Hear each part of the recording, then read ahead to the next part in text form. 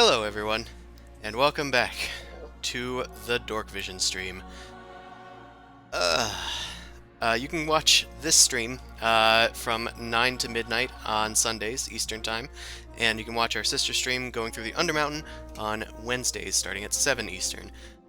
Be sure to check out my book of slimes and jellies and oozes that's coming out the end of this coming week. There are going to be previews every day this week, so keep an eye out for those, and I'll definitely let you know.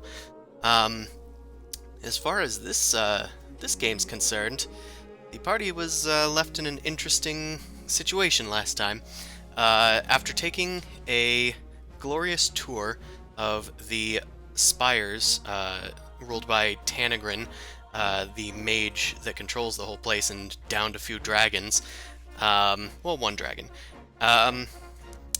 You guys got the grand tour, noticed a bunch of Yuan-Ti, were introduced to the human-formed jackal-wares nearby that are just kind of hanging out this place.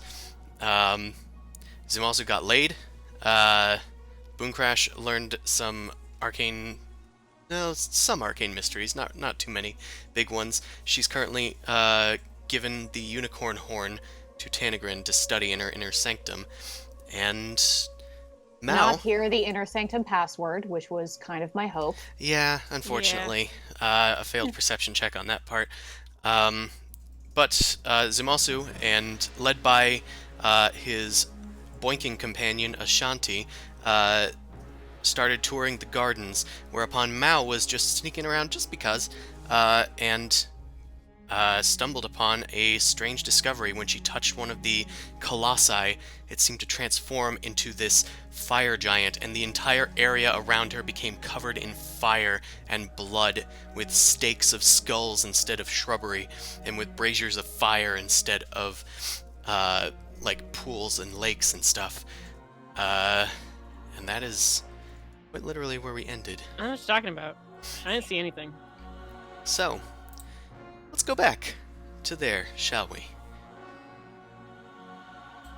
So, Mao, you have just run over to Zumasu.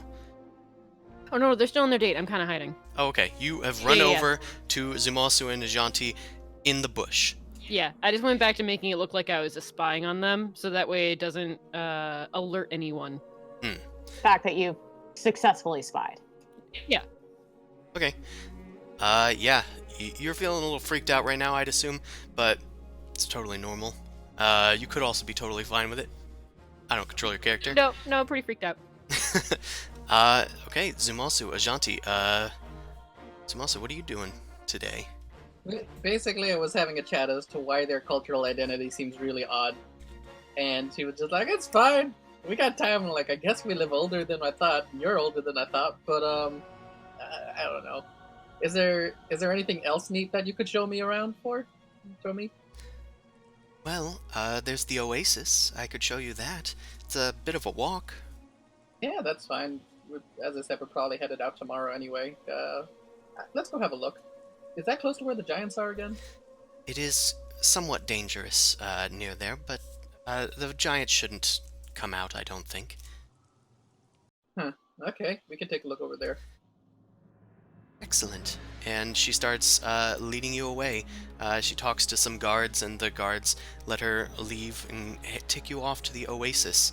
Amon, you've actually gotten back from the Oasis fairly recently. You probably don't run into Zumasu just because of the timing, but you are back from that tour. What are you up to? Because you four technically aren't like right there. You're just there so that I can have your tokens ready.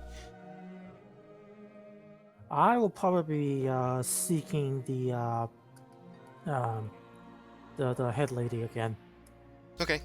As you ask around in the spires, the servants and guards nearby, they mentioned that she's probably in her inner sanctum. They had seen her talking to your companion, the crow one. Okay. The crow. Well, is there any way to send a message through or inquiry through? I'm afraid that if she's up there, we'll just have to wait until she comes down. But we can definitely alert those in her Crystal Sanctum.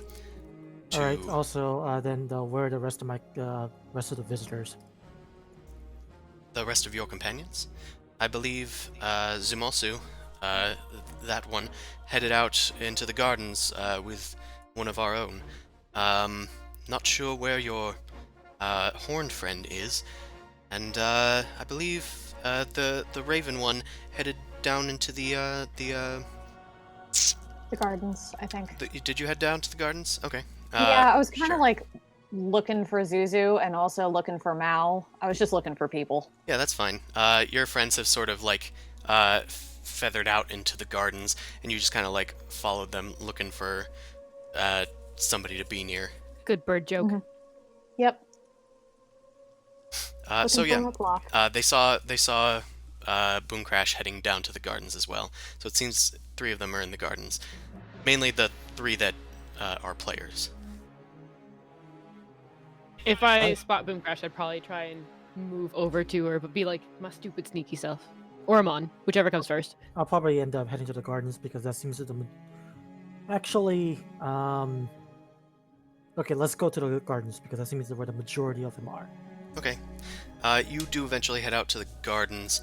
I'm going to say that Pran and Tethys are not here.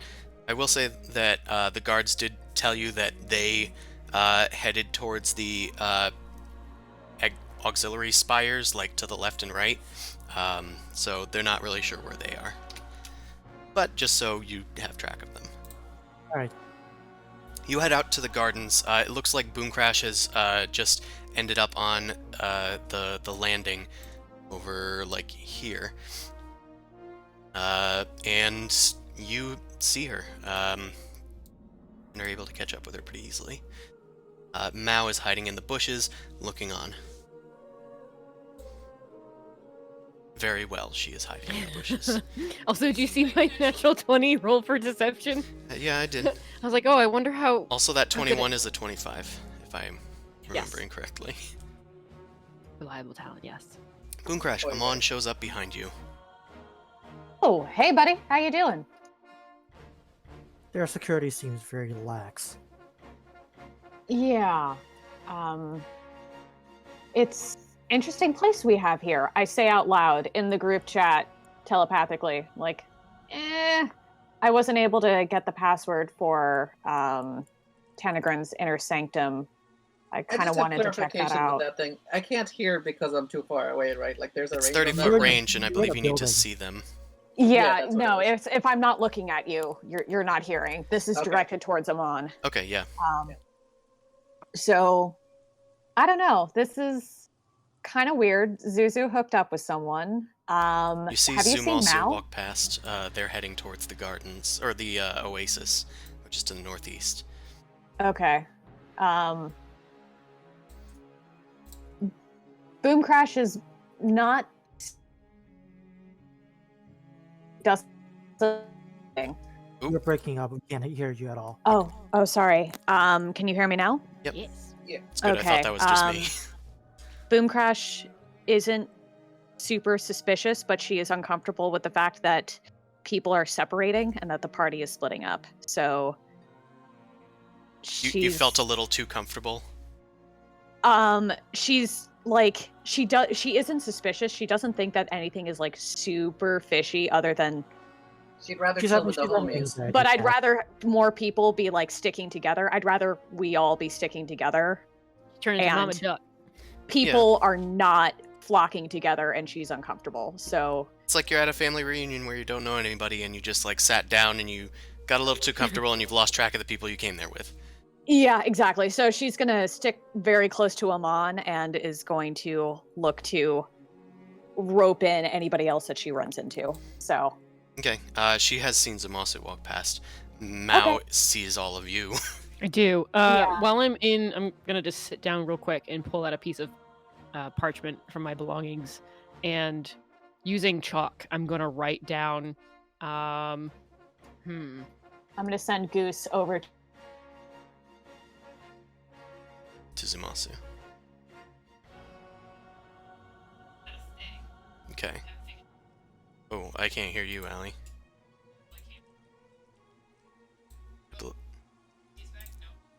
Oh, I think we've broken up.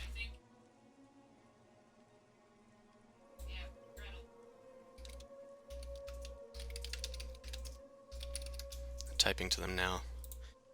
I assume it's Discord, because Discord is the typical problem child.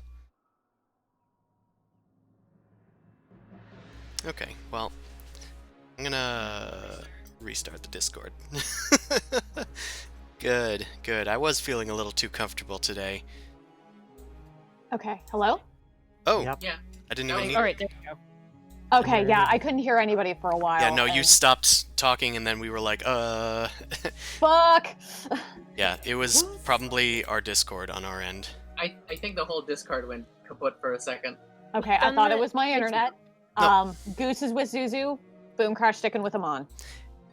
Oh, What Okay. was Mao doing with the chalk? I'm writing down a message that I'm going to hand over to Boom Crash, but I'm just writing it in secret real quick and just trying to scroll it out in chalk and figure out what I want to say. Okay, yeah, you can probably type that in Whisper if you want to. Or you can just tell him. Goose lands over near Zumasu. Zumasu, you pretty readily see the very out-of-place crow just suddenly stop on a bush.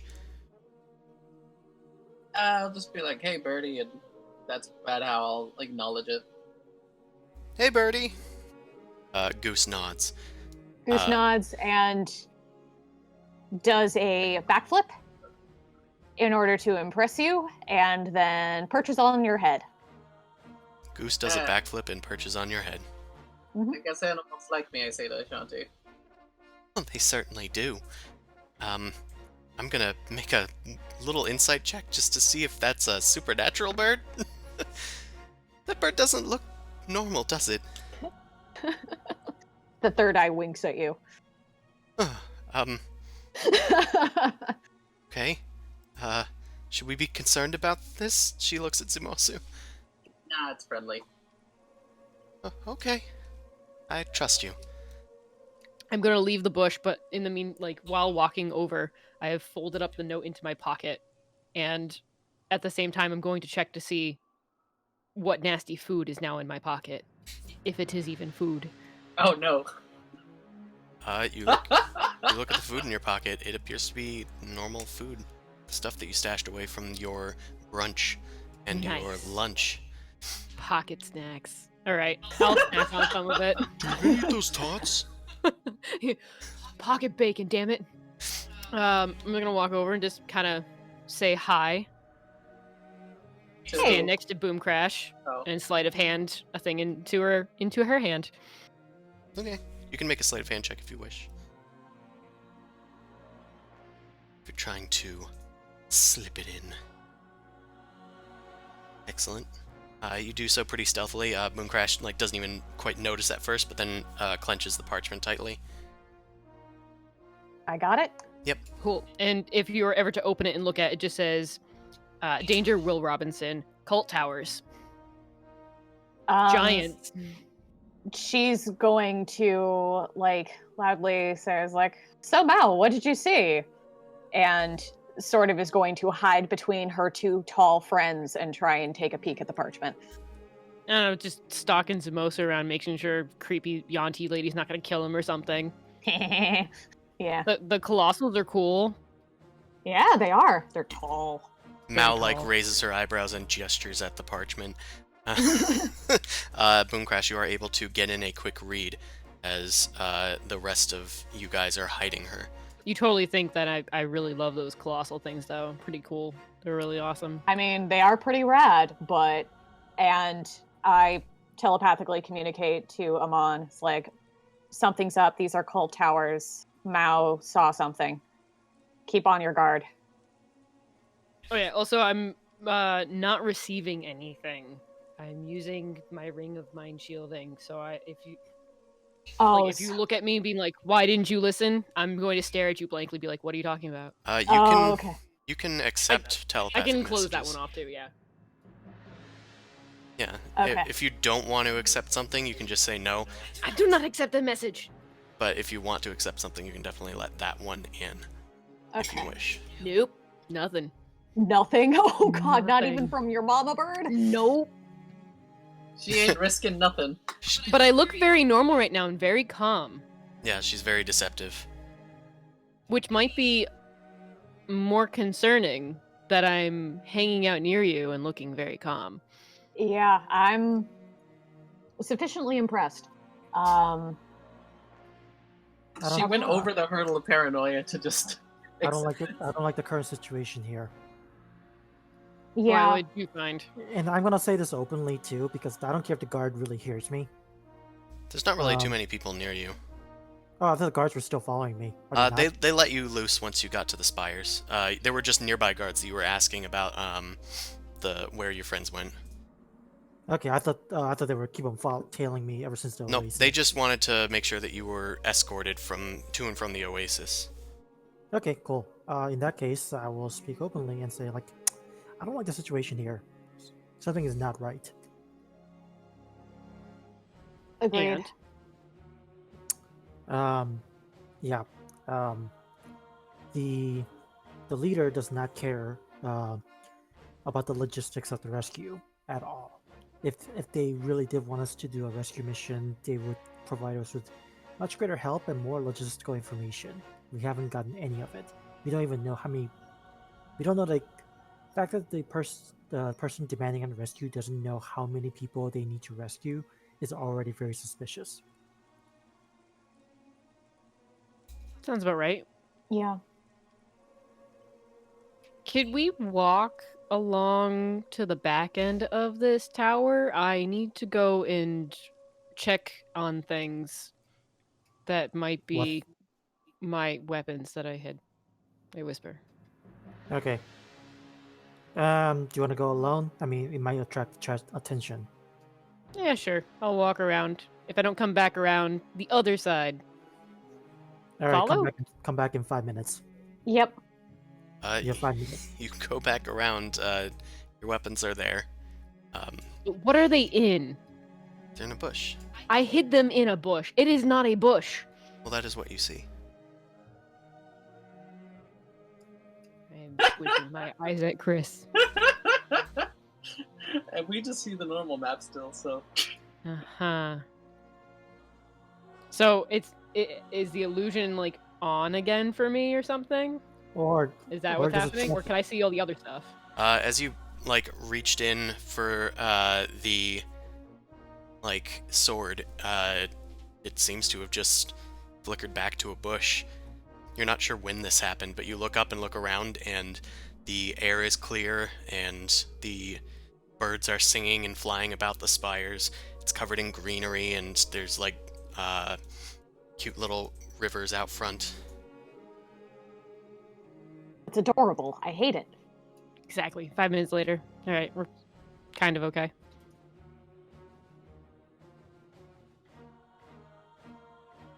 What now? Okay. Where's Zumosu? You see Zumosu finally heading off towards the oasis. They have descended the stairs. Goose is with them, and they are heading along the sands similar to the path Amon took. There's some packed down earth kind of that makes a path leading out there. Zumosu.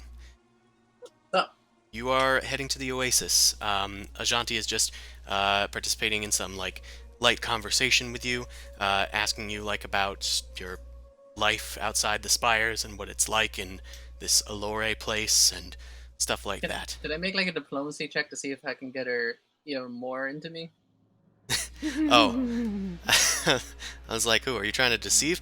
No, I just want her to be really into me. Yeah, you can make a persuasion check to kind of talk yourself up and make yourself this, Well, even if she is a bad person, maybe I can at least make her not, kick me in the kneecaps first or some shit, Oh, we don't so know this how is this is insurance.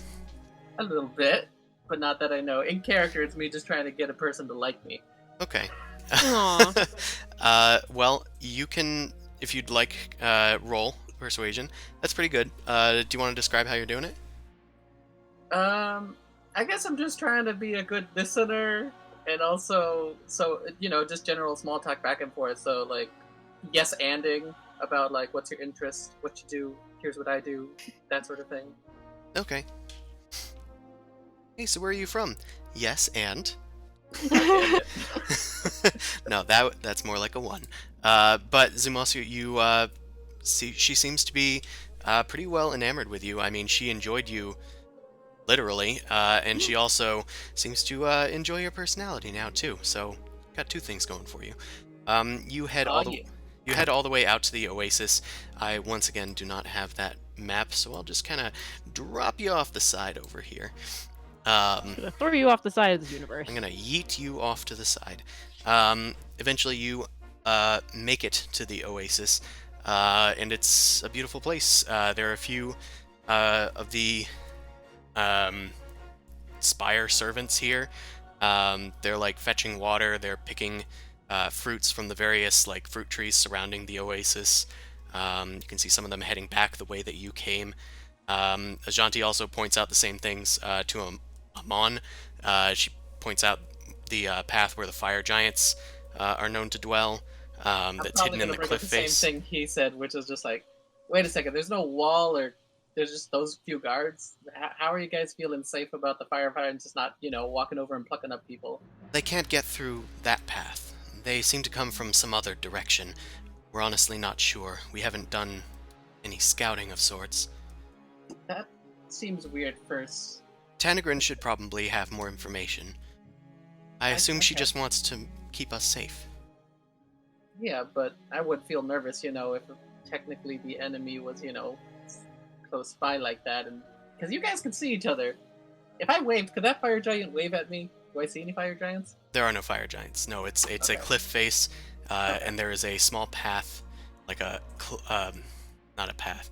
It's more like a tunnel in the Okay. wall, and That's it's not very big.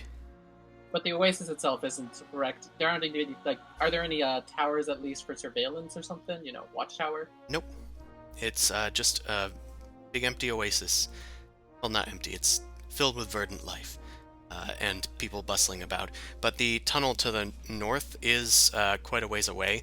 It's like a quarter mile away, probably.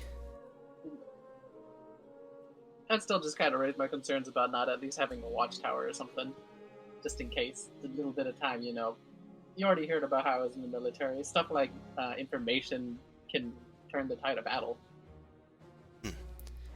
Well, I don't know much about that, but with Tanagrin protecting us, I do feel safe.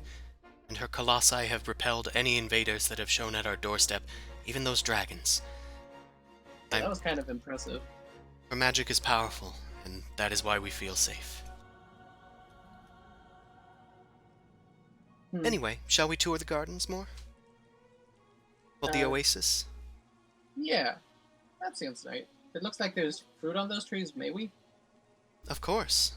She could just go over and grab one from one of the people that had already picked, but she takes you over to the tree, and then there's a whole cute montage of you guys going apple picking, but it's more like oranges.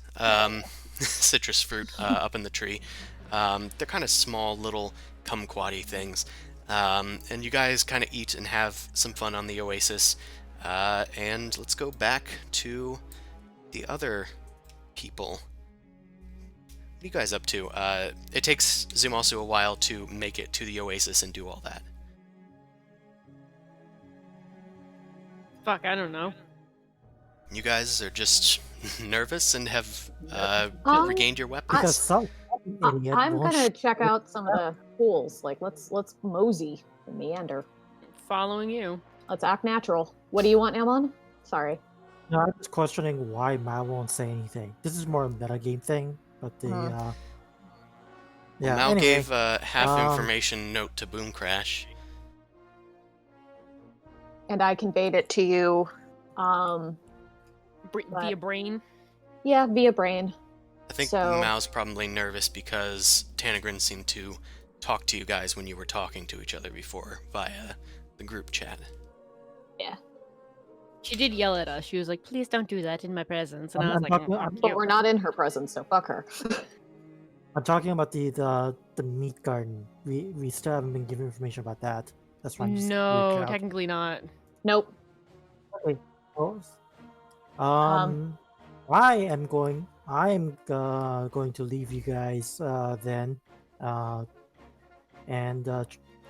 actually, I'm gonna ask Boomcrash, like, do you know a way into the private sanctum? I need to talk to. There's a password, but Goose wasn't able to overhear it. She's in there now, though. All right, I guess I should wait for the entrance then. I'm gonna go to the. I'm gonna head toward the sanctum entrance. Okay. I guess if you're looking around, maybe see if there's any old iconography that was rubbed out. Maybe we can find a spot that was erased and might be hints as to what this place was before Tanagrin came. What? I asked her about it last night. She said there's some weird devil wing shit things that like were carved into reliefs, but she said she scrubbed them away. So they're scrubbed away. I don't understand. Like, If she missed a spot. If she missed a spot, maybe, or if there was a specific area that had a lot of scrubbing. okay. There Would might be a mending maybe reason work on why. I don't know. Would a what? Your request odd to me. Could mending work on something like that? No. If it's like everything's been removed and like shattered and destroyed, it wouldn't be there. It would probably need to be something that was missed or something like that. Yeah, it would be like something underneath a rug, or I don't know, maybe Mending is like something a behind a secret door possibility. if there was one. Anyway, so like, I don't know what you're asking me, so I'm gonna head on out. Okay. I'm gonna Well- take you guys to the other map then. Yeah. Okay, most of you are on the bottom floor. Zumasu and Ajanti are technically not here. Neither is Goose. And Amon, you are... If I scroll up ever so slowly, you are on the... Whoop. And it is a bit laggy tonight.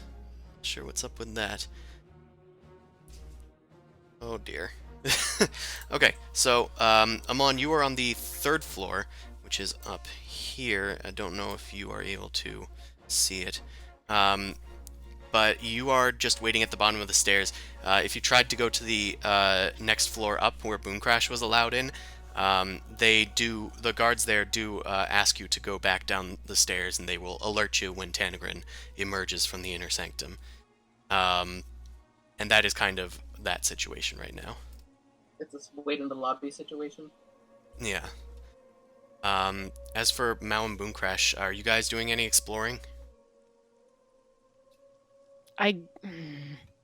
I'm sticking close to Boom Crash.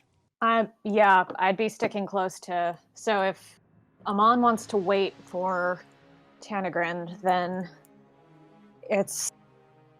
I'm gonna sort of telepathically ask Mao. I was like, "Hey, so how did you notice that these were demon towers? Like, what did you see? What did you do?" I'm not even like looking at you right now. There's nothing. I'm sort of giving you like this, like, what the fuck face. What? And so Boom Crash is then gonna sort of like tug Mao like back towards the outside. Do I get the hint that she's trying to communicate with me? Yeah, it's pretty obvious. I sleight of hand a piece of chalk, and if you can see it, there you go. It's like, and I turn my back to you. Jesus Christ. No, I'm just gonna grab her hand and then we're gonna go outside. Okay, we can say that you're outside. Okay, So I don't have to outside, load it. and nobody is nearby, and I'm gonna be looking at the gardens and the hedges and the pretty little swirly pools, and I'm gonna sort of like whisper to Mao. It's like, okay, 1, why the fuck doesn't the group chat work? 2, how do you know these are demon towers? What did you see? Like, what did you find? Well, the group chat doesn't work. I'm ignoring you right now via brain. She shows you the ring of mind shielding that she purchased. And also because Tanagrin Okay. yelled at us last time, so she can probably listen in. And I'm hoping that she's busy. I'm hoping to. Siege Whisper is what I'm doing, though. Yeah. So anyway, more importantly, like, how do you know? What did you see? It's something that I saw in Zamosu's mirror. There was just tons of towers flashing, all with 3 spires, and I happened to possibly reveal an illusion. There are fire giants here. This place is not pretty. It's just death and fire and blood and no. Boom Crash is looking around, being like, "Is this like the hag in the Underdark?" Yeah, probably. I had to check my pockets. It's actual food, not poop. That's good news. Mm-hmm. Shit. No, food, not shit. Boom Crash, do you want to make an insight check? Okay, I would love to make an insight check. Mao is lying. No, I'm just kidding. Mao is lying. No. Mao is lying.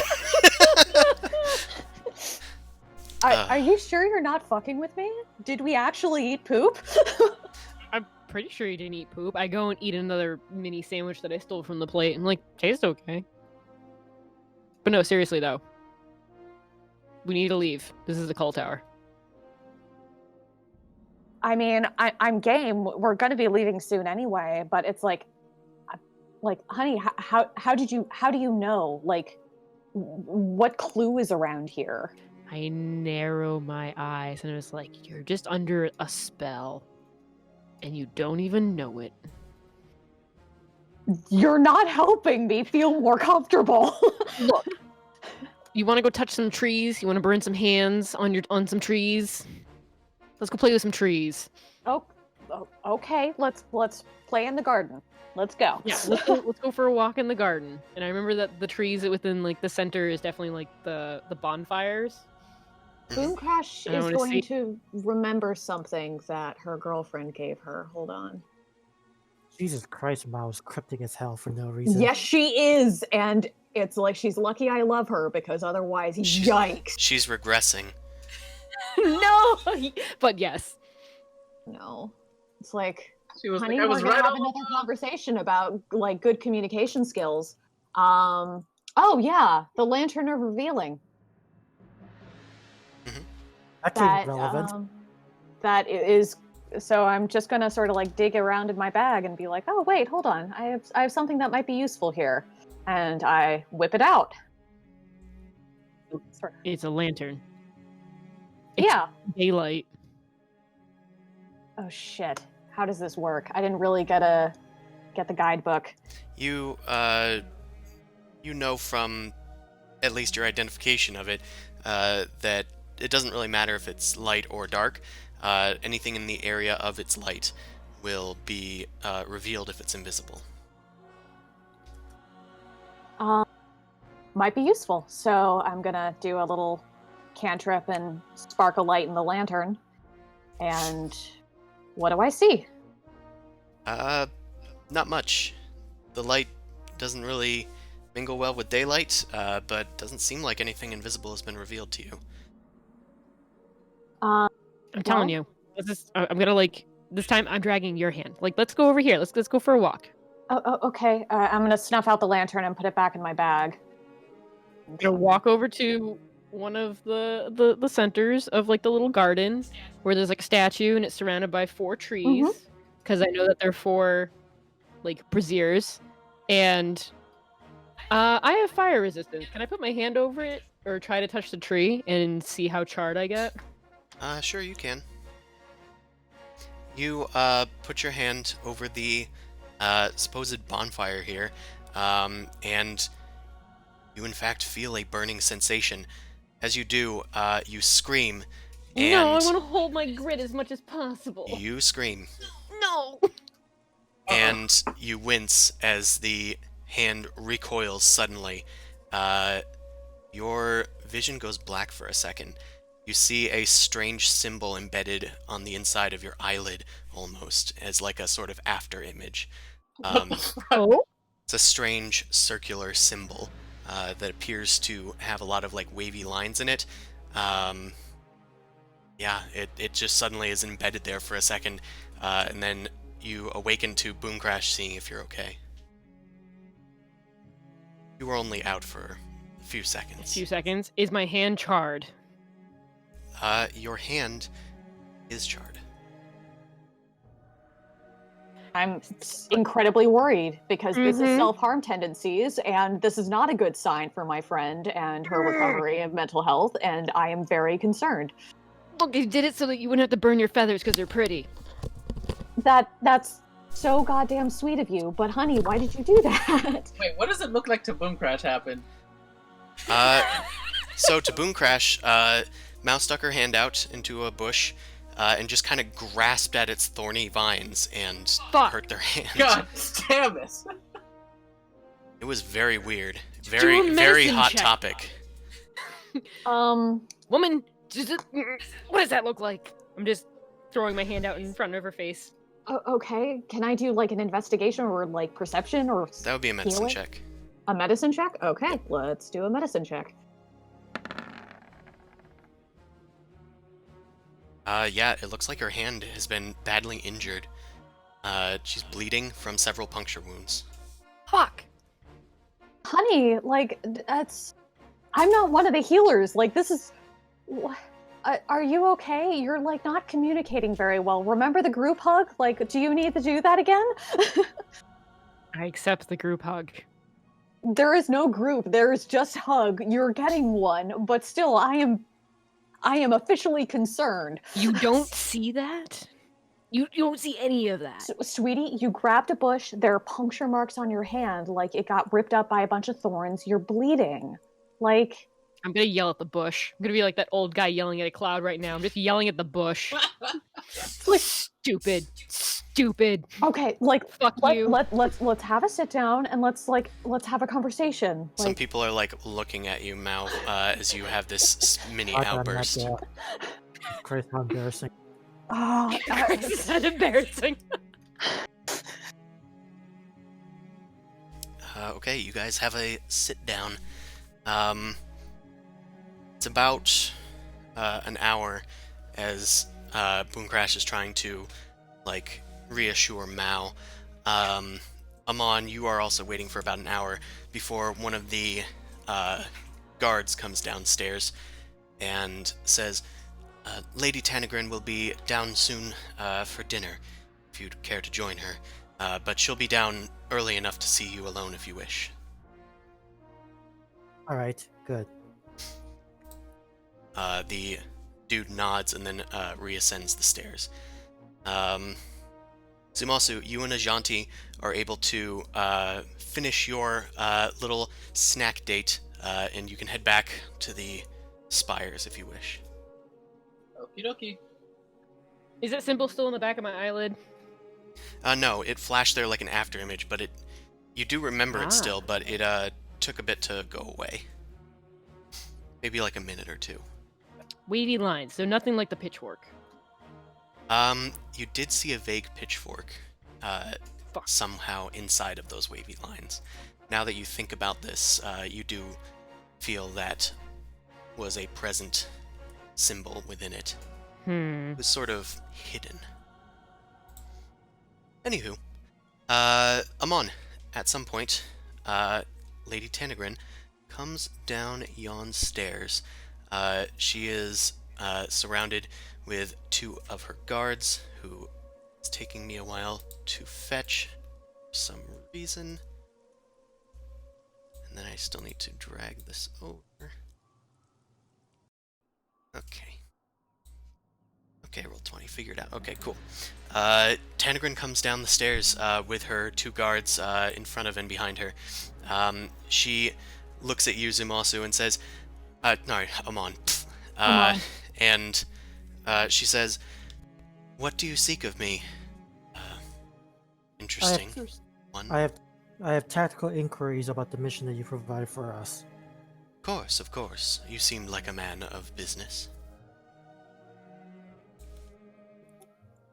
Alright, just, okay, just two guards are just standing there. Yep, they're just standing there.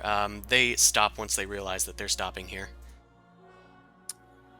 Okay, first of all, I'm needing information regarding your security and your, combat capacity, once the situation happens, once the situation is resolved. Okay. What do you need in particular? Well, what are your defensive capabilities? Because from what I can see, it is quite lacking, and more disturbingly, it is quite lax, despite the fact that you have confirmed attacks. Well, we're usually under attack from giants and dragons. I rely largely on the colossi I've created, and I'm needed to be here to control them. Give them orders as golems, you see. But, I do have some guards that are well trained. The Yonti especially are some of my most capable people. Uh, the Jackalwares themselves, they also come from a survivable lifestyle. They aren't so much a military, I admit, but they're probably not ready for such a forward-facing assault, and I'm not willing to lose all of them. But passing adventurers that are working towards a similar goal, that So we are, seems to work in my so we favor. are disposable then. Well, I'll admit you're not exactly the family that I've built up here. Understood. I'm glad that we're being candid now. So, the another question that I have is, you are sending us to do a mission, correct? Well, yes, but mostly I'm seeking that king is disposed of. Without that king, the giants will have no one left to lead them, and they will probably stop their assaults once that is accomplished. I mean, a show of force is really something that giants listen to. But I also care about those that have been left behind, and those that you can save, I hope that you will. Yet you don't know how many are actually gone, and so you cannot provide us with that logistics. And secondly, another thing that I got a question is, what makes you so sure that the show of force, you repelled giants before, but yet the show of force that we show will somehow completely nullify their attack?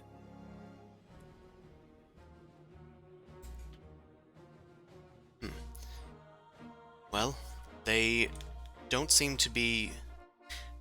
The thing is, when they attack us, it's more of a defensive sort of uh, show of force. I can't really get all of my colossi down into their fortress and launch an assault, leaving my temple to the reckless abandon of those dragons. And honestly, that could work, but I'm just not willing to do it. And That's not what it's I asked. far too risky. I asked, what makes you so sure the giants will not retaliate? Oh, well, I'm certain that they might retaliate. But without their king, they'll lack leadership, they'll be sloppy, and most of all, they'll be fighting amongst themselves for leadership. So I'm hoping that with that show of force, that they would be disorganized enough that we could not only repel them, but perhaps chase them out. Or at least hope that they'll just leave on their own. Your own. Okay. Honestly, there's not much to this that I can predict fully. I've used some of my magic to anticipate their behaviors, but I don't really know fully what they would do. Besides controlling golems, what magic are you capable of? We made because depending on the state of the mission, we are if you're doing a raid, we will not be able to keep them all, and there will be an initial response. I need you to be able to deal with that when it comes down to it. I need your capacity well known. Very well. My powers are largely nature-oriented, to be honest. Although they rely much more on the elements of nature, particularly that of ice and lightning, controlling the winds, bringing forth nature from the earth that was once barren. Things like that.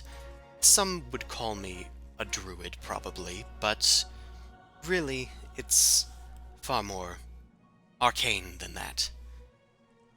Honestly, I am not sure of any school that would teach such magic.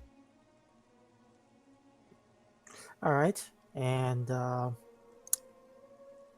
okay, and I heard that when you occupied here, there were some marks that needed to be wiped. Can I see any of them? Hmm. The tiefling did seem interested in that, but I can get some for you. I managed to salvage some of the markings. I keep them in my inner sanctum, just in case I ever need to, you know, look back at them and learn from them. But Well, if you can provide a copy, my more scholarly-oriented companions would appreciate it. They have interest in such things. I personally do not, but I was requested. very well, I will bring down a sampling for dinner, and anything beyond that I will be able to give to you once you guys return from your mission. They're scattered about everywhere I'd need to look, and I'm still trying to figure out that unicorn horn that your other friend gave me. But I'll see what I can do. There is a vast wealth of knowledge that I have in these spires. Knowledge that the dragons and giants would probably do evil things with. And I'm willing to share with friendly faces. All right then. Very well. I suppose I should head back up if I'm going to find that. Excuse me. And she kind of like puts her hand on your shoulder and moves you out of the way. And she heads back up the stairs. Doo-doo-doo. Okay. The guards also follow. I just don't want to move them. Fine. Roll 20's being a poop. Okay, Ajanti and Zumasu, you guys finally make it back to the spires. You see Mao and Boomcrash. Boomcrash is sort of consoling Mao on like one of the benches out in the gardens. Mao, you okay over there? Don't worry about it. I'll do an insight check. Fair enough. Yeah. I mean, it's not something unusual for Mao to be standoffish and tell you not to worry about her emotional state. I'm also going to try and slip a piece of paper into his pocket. Okay, you can. This time I will ask for one since there is quote unquote a foreigner next to you. Those damned Yanti foreigners. Damn Yantis. Wait, am I proficient with sleight of hand? I think it's just deception and stealth. Give me 1 second. I think at one point the rogue gets expertise in multiple things. Uh-huh. I am proficient, so I'm gonna take a 10 with whatever I roll, just to let you know. Okay. So it's gonna be a flat 18, but in case I get something real good.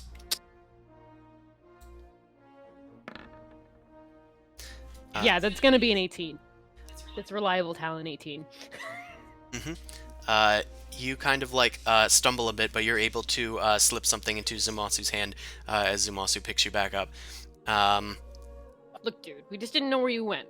We were kind of concerned. Whatever. Okay. As you go to like read it, Mao kind of like puts your hands down and then just like gives you a knowing stare before like heading away. Ajanti, okay. I tuck it into my pocket. Ajanti kind of leans on you and says, "Hey, I need to go off for a bit, but I'll perhaps see you after dinner if you're not gone by then." Yeah, that sounds nice. She leans up to you with her hand on your chest and gives you a kiss. I say or gross tries to. from afar. It's like, boy. I just look at her smugly. Just keep the PDA in your little. I got a kiss. And she goes off back to the spires with a wave. In the meantime, you see two other of the more human-looking servants heading towards you, and they say, Lady Tanagrin will have you all for dinner. I'm gonna shove a bunch of my pocket snacks into my mouth until I'm not hungry. I'm not hungry. They kind of look at each other. Yeah. Boom Crash is incredibly concerned and is going to be mother henning Mao the entire time. It's fine, I accept it. Yeah. She's still suspicious. She still thinks that something's wrong, but she is also not entirely unconvinced that the thing that's wrong is you. So we're all sitting to dinner right now. Is there a moment where I could just like step to the side to take a look at the note? The guards just reiterate to Mao that Lady Tanagrin doesn't like to be an invitation from Lady Tanagrin doesn't look kindly upon visitors. Yeah, they're kind of like not threatening you, but being like, "That's hella rude, dude." She's like the lady of this palace. Could I just use the facilities real quick? I mean, you can. The guards have like just walked off. They aren't escorting you or anything. All right, I'll be right back, guys. And I kind of look at Mao and give a sort of like nod. I ignore it, but I still it. Nerd. I'm doing the thing. Okay, so I'm gonna go to the bathroom with chamber pot. How fancy advanced are we? There's chamber pots. Guess I go to the chamber pot room. But there's a lot of incense and herbs, so it smells real pretty. That chamber pot's still a damn chamber pot. It's a chamber vase, not pot. Ceramic porcelain, don't break it. Some sort of water basin. There's, station. A wash basin station. There's a bidet for your butt, yes. Oh, yikes. I was thinking more hands, because we are going to dinner. But anyway, so I'm not... Okay, make sure, is there anybody here? I'm going to open the note. Should I do a perception check or something? There doesn't seem to be anybody around. You can pretty easily get a glimpse of this. Alright. Now, does it say the same thing, or similar? It says... Oh, no. No, it's basically the same thing, except I clarified fire giants are the colossal, and Boom Crash can't see anything. I'm just gonna take a minute to just be like, oh boy. So this is a cult tower. We're surrounded by fire giants as colossal. Colossi. Colossi. And, and then Boom Crash can't see anything. I'm just having flashbacks to Bogwish and be like, and then give a deep sigh and then head to dinner. Not the witch and the poop. Okay, all right. Yeah, good choice. That is the Bogwish. Oh, sorry. I thought you said boggle. Oh. Yeah. No, the witch is where... Bogwitch. Is that like Manwitch? Witch. It cannot be disassembled or taken apart. It's the same thing. Gather y'all to the chamber. Cool. Oh, I also taste mustard. Yeah, Dijon mustard. I like sriracha mayo. Okay, you guys eventually gather for dinner, unless you guys are doing anything before then. Otherwise, it's the call has been made. I'm guessing Death Ward. I'm sensing a red wedding. She's gonna red wedding us. Okay, you cast your Death Ward on yourself, just in case. Always good to have. Last 8 hours, might as well. Eventually, Lady Tanagrin shows up. There is, once again, no fanfare for this one. It was just the brunch one, really. She heads down the stairs, and she presents herself to you before taking a seat in her luxurious throne. She calls to one of her servants and has them present you with your dinner. And it's like very decadent. It's got like a ton of different sides and stuff, just like brunch, except this time it's more savory stuff that'll probably sit in your stomach for a while. Is there gray stuff? It's delicious. Okay. God damn it. Oh my god. Nerd.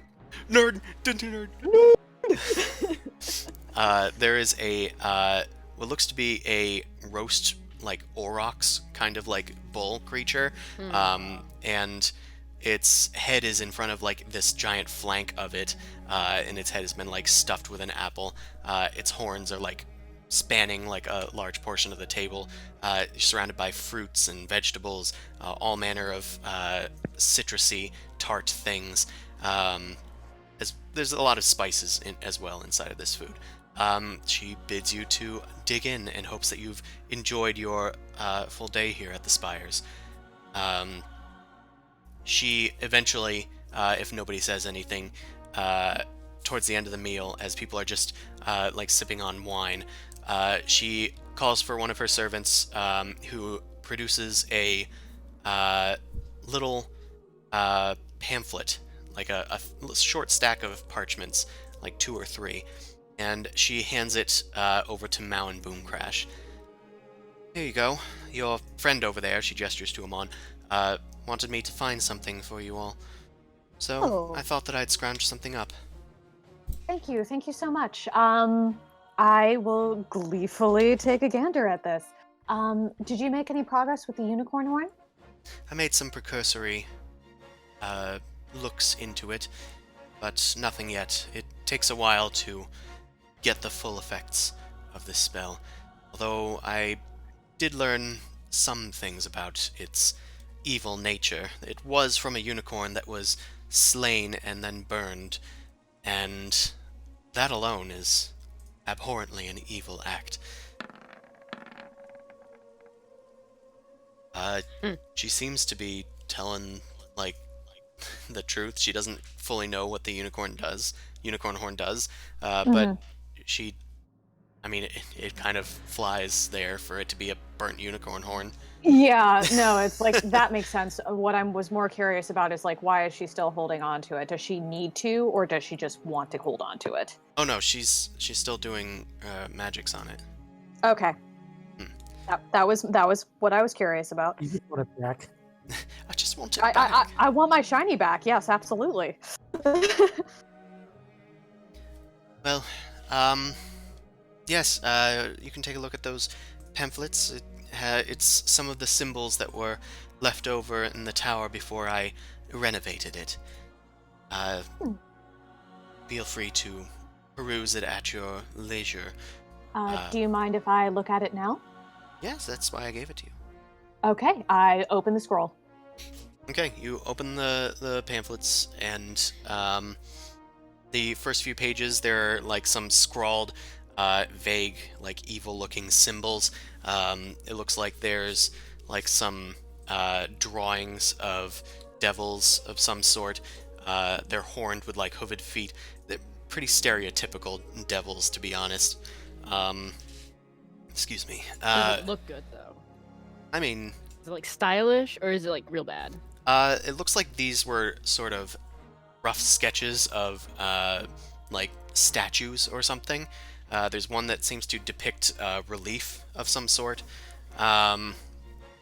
until eventually it lands on a strange symbol. Mao, you instantly recognize it. It's the one that was on your eyelids. What is around that symbol?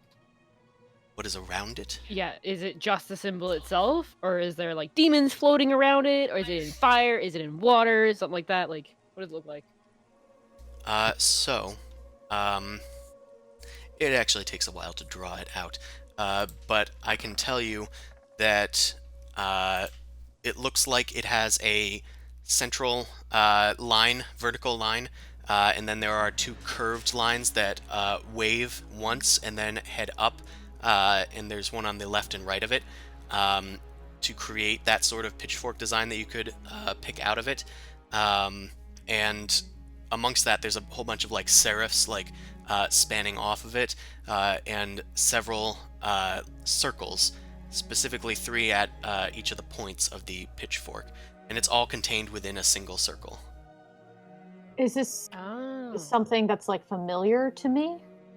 You guys can make either insight or arcana checks. The insight check is harder. I'm gonna make. Actually, religion check is also acceptable here.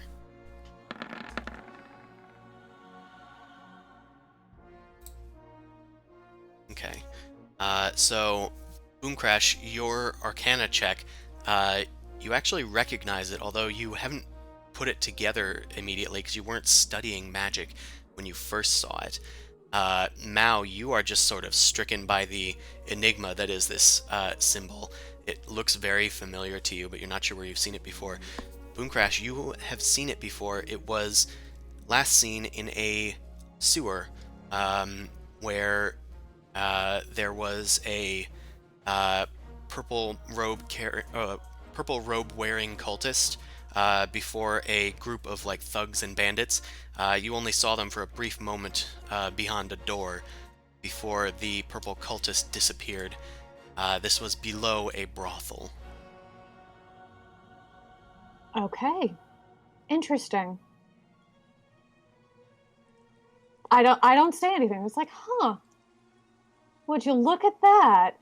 How did you get this tower from these people? Like, this looks like some pretty gnarly stuff. Well, I told you, it was abandoned. And is your friend okay? Mao, you're sweating. Can I do a deception check? You can I'm try. fine.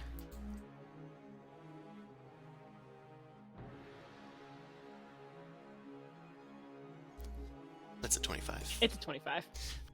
You say that you're fine, and she just kind of like shrugs and looks back to Boom Crash. I'm sorry, what was that? Were you talking or was I talking? I mean, you said that the tower was abandoned. I'm just impressed.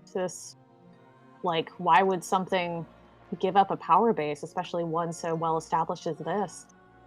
I wouldn't say it's well established. I mean, your friend here just pointed out all of the defenseless aspects of it. But in honesty, I believe it to be a temple. I didn't want to worry you guys earlier, but it's most definitely of infernal origin.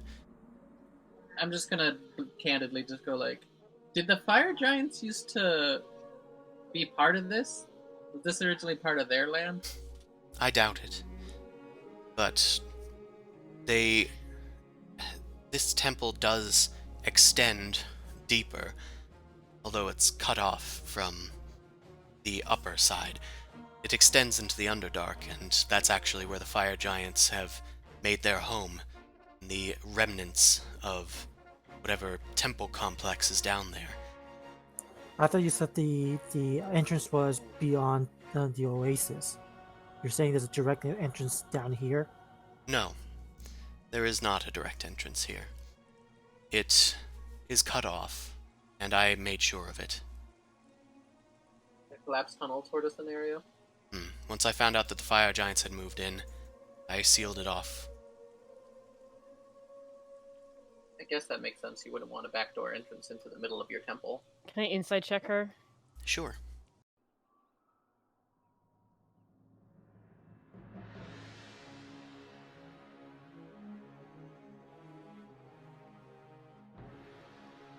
She seems to be more forthcoming than she was in the past. She's definitely giving you some more information, and it's kind of like, I'm not gonna say like putting you at ease, but it's like, okay, she was hiding something. Well, yeah, I had a feeling, I mean, she's hiding something, I understand that, but I remember from a past conversation something about her saying that fire giants don't know magic or something like that. She mentioned that before. That's why they're like easy to fend off. It's just that there's like too many of them or something, and she doesn't want to like risk her own life. Yeah, I think she did say that. I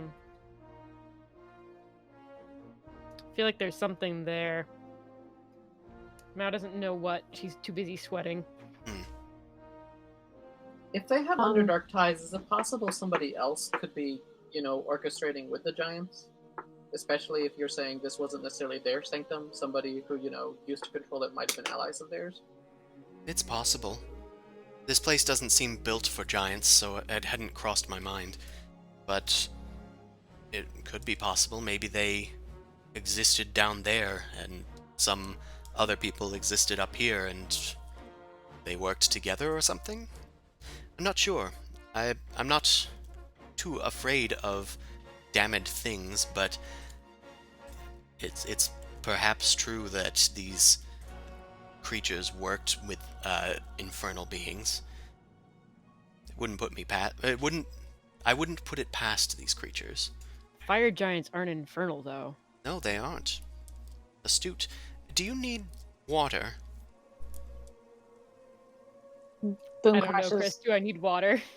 Or is it good to just turn to steam?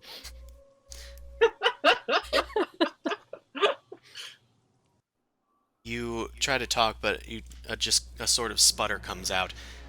Mao, you see a flicker of fire like shredding around the room, almost like an infernal wind. You can see the symbol burned into your skull. The image seems to be like expanding outward from the parchment that's just sitting there on the table, lit up with a green light and shining forth upward from the table. It's blinding everything to you. You can I'd probably be panicking, trying to get onto the ground and run away. You can hear people calling to you, but it seems very distant. You try to get up and you trip over the bench, and your vision goes black as you hear Boomcrash and Zumasu and Amon's yellings fading into nothing. All right, be real. Amon wouldn't yell. He'd just watch. Exactly. Like... I'll just roll my eyes at you. Exactly. Hey, using that skull. Understanding. Using that skull. That's how you can tell it must not be real if Amon's yelling. It must have been Tethys, obviously. Also, to clarify, I have my weapons on me. They might be hidden, but they're there. Mm-hmm. Okay. As this happens, you fade into a sort of vision of sorts. Fuck. Let me find less Silver Moon City music. Okay, you hear a voice in your head. You don't feel like yourself. You feel limber and full of life. You hear a voice, a male, older voice, say, "Now, Mao, concentrate. Can you do that for me?" You look up at him.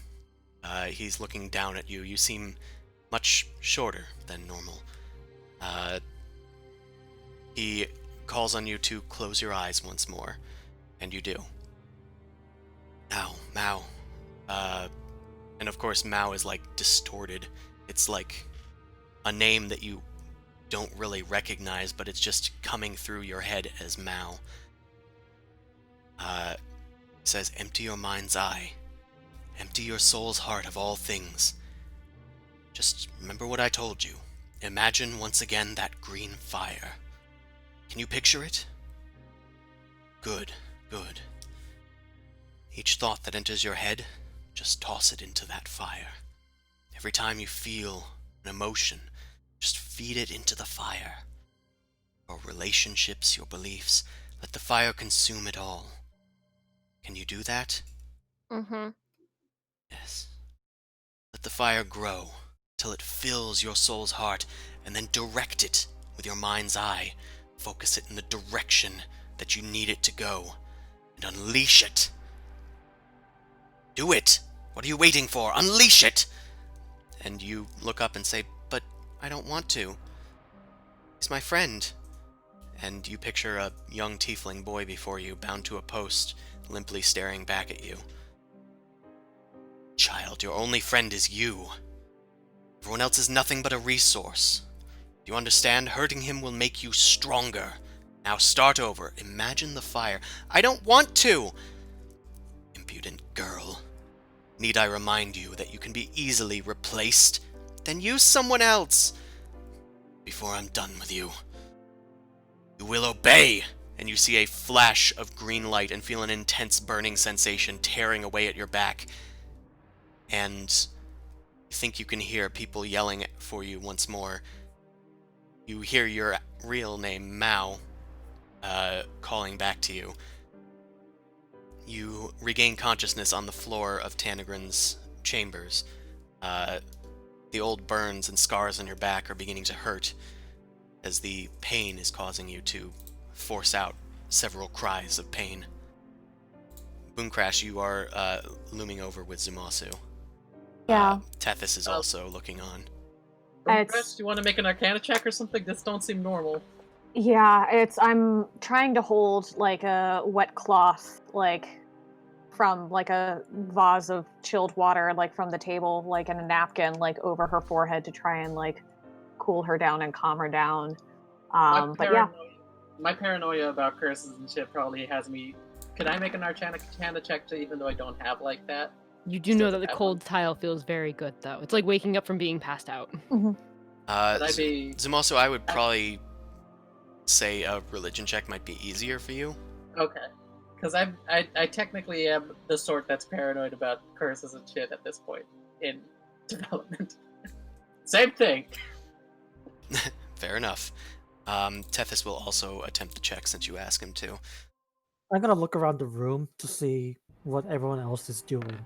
The guards are sort of at attention. They're looking to Tanagrin for an order. Tanagrin is looking on with seeming curiosity. She's got her finger over her chin and like an eyebrow arched, and she's just looking on. Eventually, she summons one of her guards over and whispers to them, and then they kind of like head over to like see what's going on. They eventually ask Tethys and Boomcrash and Zumasu if they need anything to help her. If she has some sort of affliction. I don't think so yet. Mao, how is Mao? Is like, can she like at least respond or anything, or is she still out? It's been a tough day. Do you have any like a room or something where we can like maybe something that's quieter with fewer people? Not the sex rooms. Not the sex rooms. I can take you to the sex rooms. We won't do it to the sex rooms. It's fine. Mao, I don't know what general things are happening with you, but I'm just gonna try a few things, and I'm gonna start weaving and praying for a what? I'm just gonna straight up cast remove curse on her. Okay. Because as far as I know, this is a curse. I'm just like, oh god, not another thing that she touched. Maybe it's from the robot eyes. Also, a quick question too. While that's happening, did you say that the mark is burning? No, your back is burning. Yeah, the brand is burning. Actually, no. It's a lot of scars on your back. Oh. You may not have even noticed them before, but you've probably felt like a roughness on your back before. Either way, it was definitely called out like years ago back when we were when she previously had a vision, which she didn't tell anybody about. Which Gormon and Lizard Folk was alive for. Yep. That was a long time ago. That was a long time ago. Menadonna, yep. Yes. So, just to catch everybody up in the canon, I guess Zumasu, Tethys, Boomcrash, you guys have all made checks. Tethys doesn't make hide nor hair of this. Boomcrash as well. You're having trouble figuring out what is causing all these problems, but you assume it's related to what was just happening outside. Zumasu, from the look and feel of this situation, it seems like she's having some sort of religious experience or episode, and that doesn't necessarily mean a good thing. You noticed that she was looking at that strange infernal marking as she went down. You think that might have caused it. Do I recognize that one with that religion as well? You were there for the thing back in the brothel. You think that it might have been there at some point, but you don't recall exactly what it was. Okay. And what does the remove curse do? Because I pretty much is just like, okay, this is either deity related or magical related. Let's see if this helps anything. The guards point their weapons at you as you begin casting a spell and chanting the somatic and verbal components of the spell. No casting spells! And Tanagrin holds up her hand. I'll allow it. DM style. I continue to try and cast Remove Curse level 3. You continue to cast Remove Curse. You break any seals of any sort of curse that is binding her, but it doesn't seem to help much. Though whatever vision or episode she had seems to have passed. I don't feel anything. It didn't seem like a normal what's a normal curse anyhow? It didn't seem like it did anything. I just need to lay down. I'll be fine. You recognize that, don't you?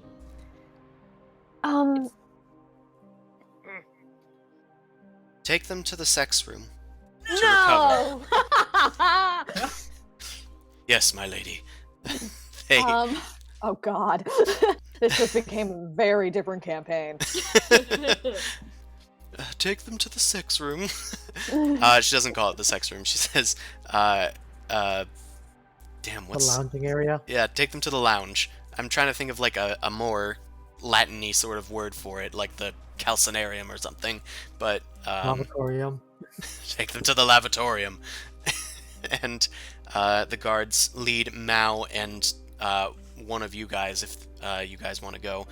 Others can go if they want, but they need one of you to help guide Mao. I'll go Yeah, with Mao. no, I'm sticking with Mao. Yeah, well, I'm gonna go along too. Okay. Tethys just kind of like looks after you and looks back to Amon and Pran and just says, I'll stay here. If you're And- sure, dude. And you guys lead Mao off.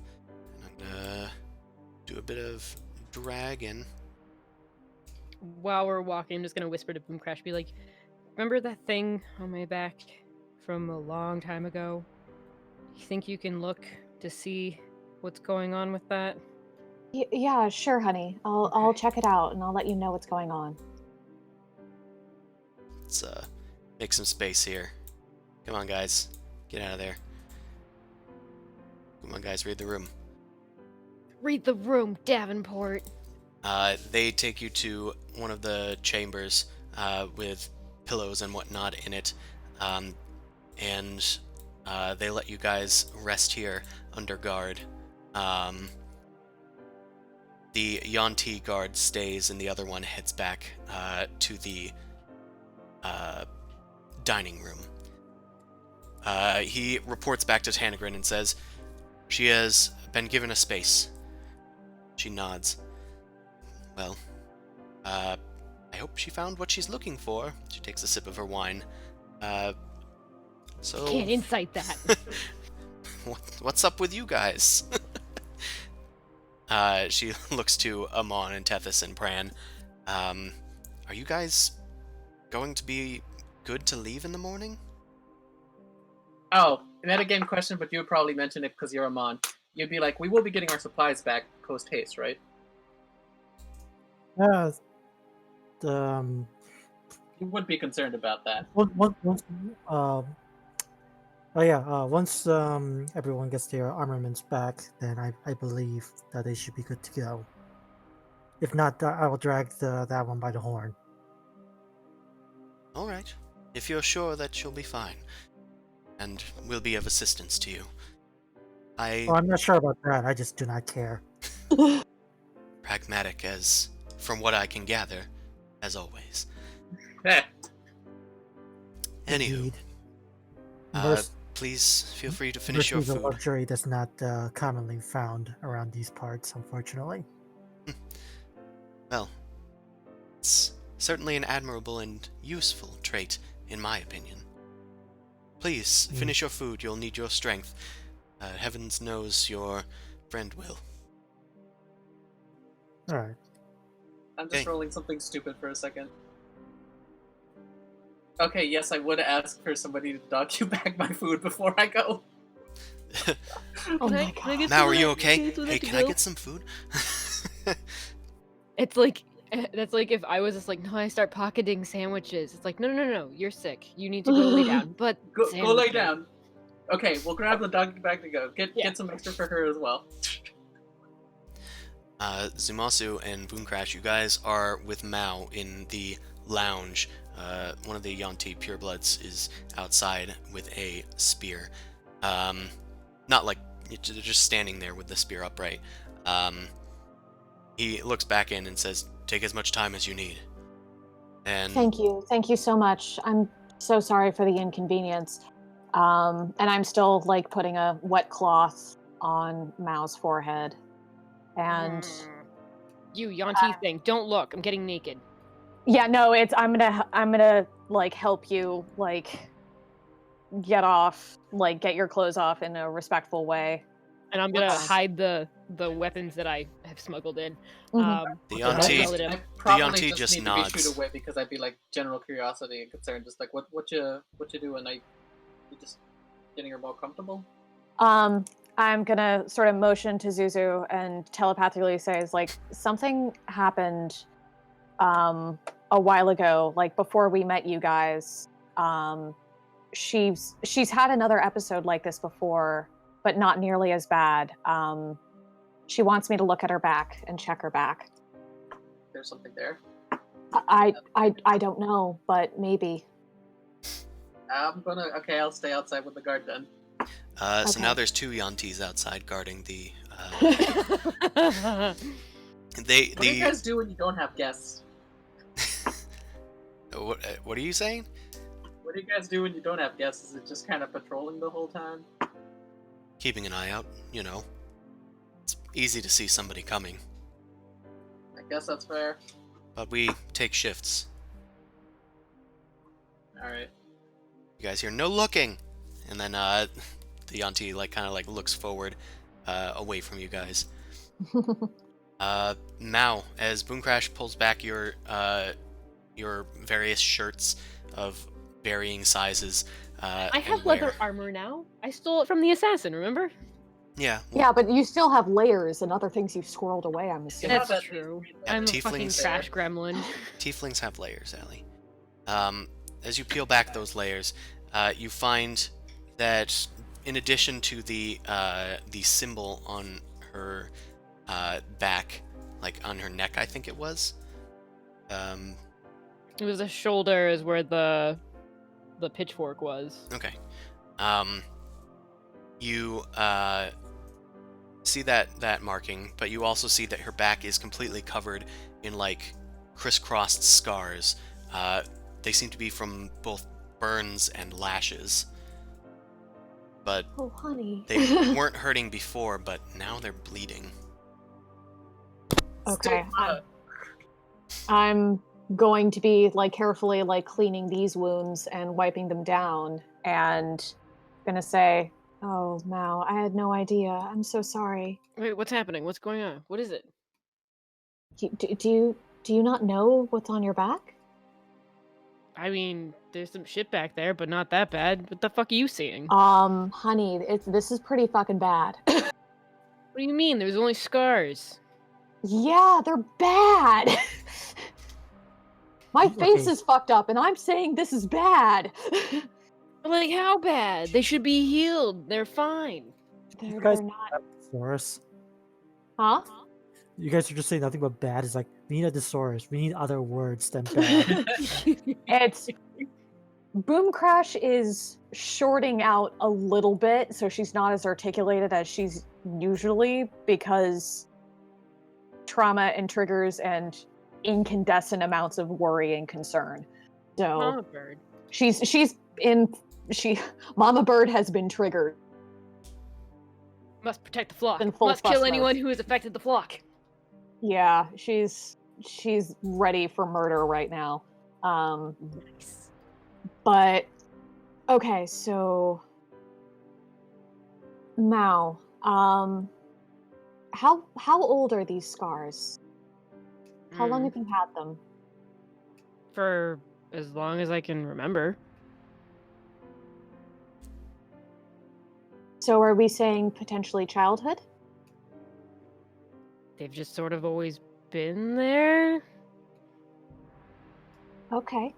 What can you tell me about when you were young and when you were little? How far back can I go? I think 12, right? 13-ish. Sure. I think that's about it. I'll describe about living on the streets and some stuff with some thieves guild, and it's never younger than 13. Okay. That's weird. I'm noting to myself, I'm not saying that out loud. I'm just sort of making interesting noises. As long as I remember. There's nothing that happened before that. I don't know. Okay. Tieflings come out as 13-year-olds. Right. We just Interesting. we were born at 13. That's what happens, right? That's how tieflings are You born? hatch and you're fully formed. Yeah, exactly. Fascinating. Okay. You have horse feet, though. Baby horse feet. Oh. So the marking that's on her back, it looks like the marking that was on the parchment, which I still have like in my bag. I sort of stuffed it in my robes. Mm-hmm. It looks like that symbol, right? Yeah. So Mao, you have a mark right here that looks like this, and I'm going to, because I'm cognizant of the dudes who are outside, and I'm going to rustle around some papers and make like I'm drawing with some chalk, and I'm just going to sort of like point to the marking on the parchment. Yeah, like, and that's the one from before. I was like, well, you pointed that one out before. I remember that. Yeah. We should figure out more about this. And figure out why you don't have comprehensive memories of your childhood, because that is very concerning. That's not normal? No, that's not normal. I'm gonna You remember your childhood? I do remember my childhood. It was not necessarily a bucket of laughs, but there was love and support there, and I remember it. The fact that you don't is a very concerning sign, and is something that we should keep in mind. I think that, and I'm sort of spinning a yarn for the dudes outside, that something happened earlier in the garden that triggered something, and you're having a bit of a stress meltdown. We've had a very strenuous couple of weeks with everything that's happening in Allure, and I think that it would be a good idea if we rested for tonight and left in the morning. And I'm going to quickly jot down a note of like, I also pull out paper.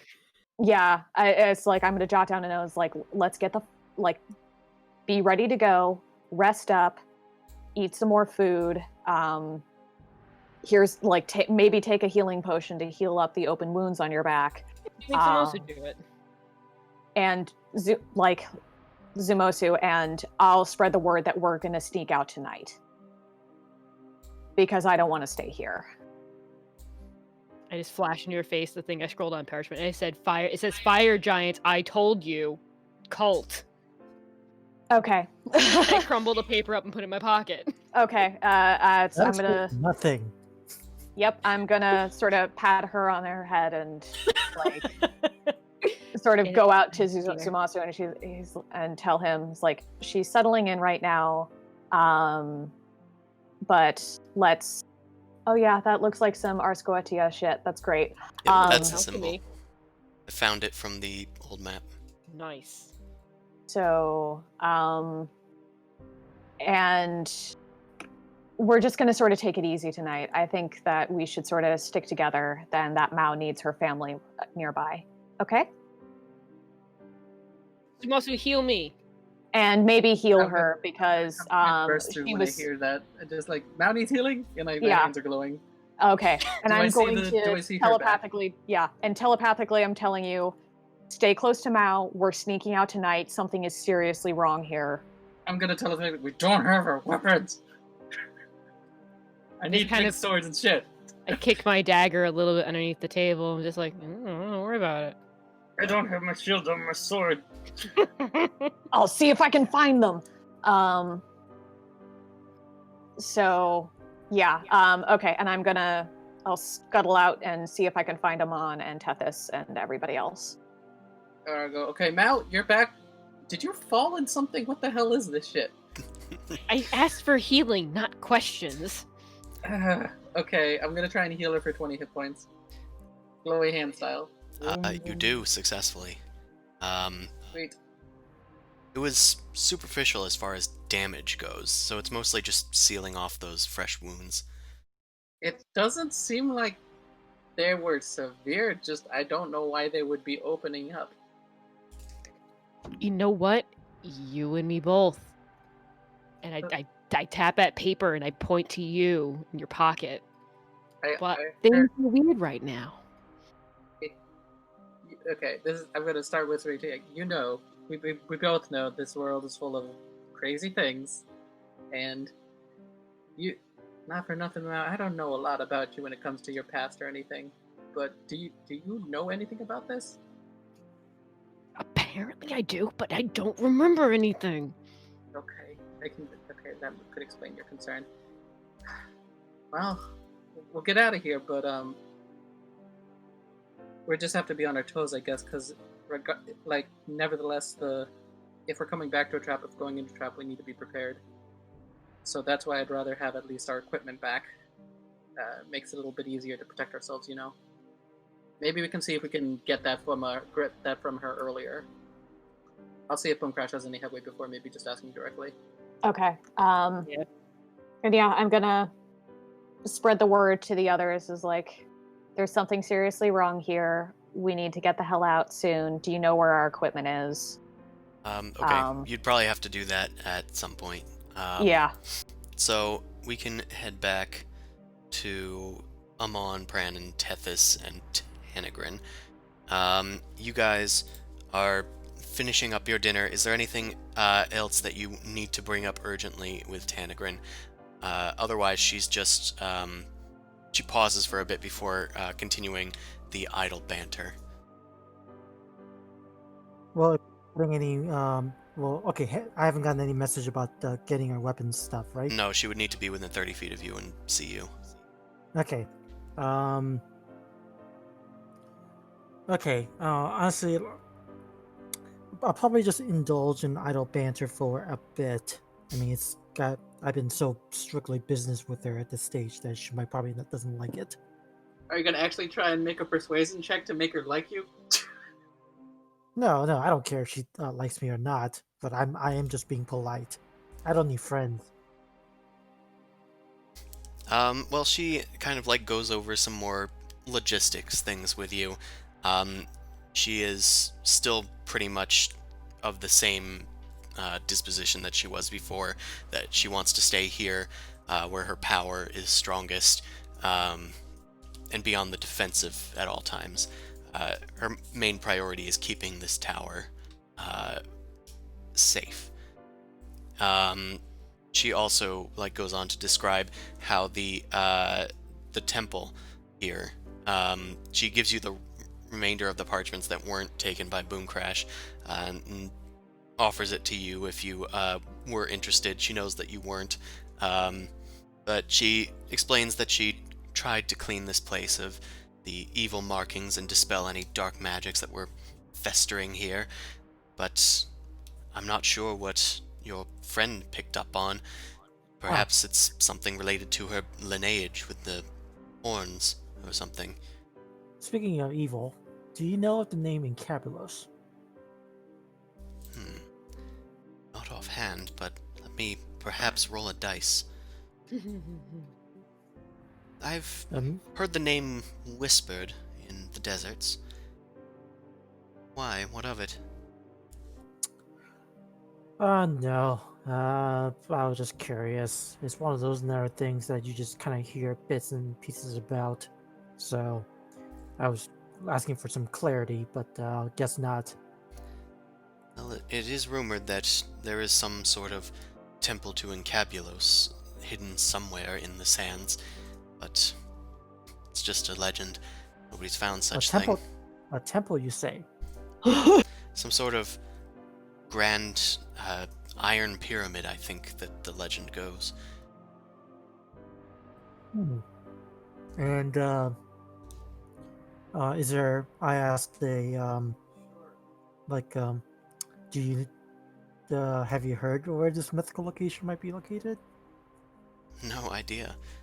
It's just rumored to be somewhere in the wasteland. That How I gonna look toward the guides. Like, how about you guys? Tethys shrugs. I only know what Kaifun tells me, and Encabulos is probably not in my path. I don't read books, said Pran. Good to know. Um,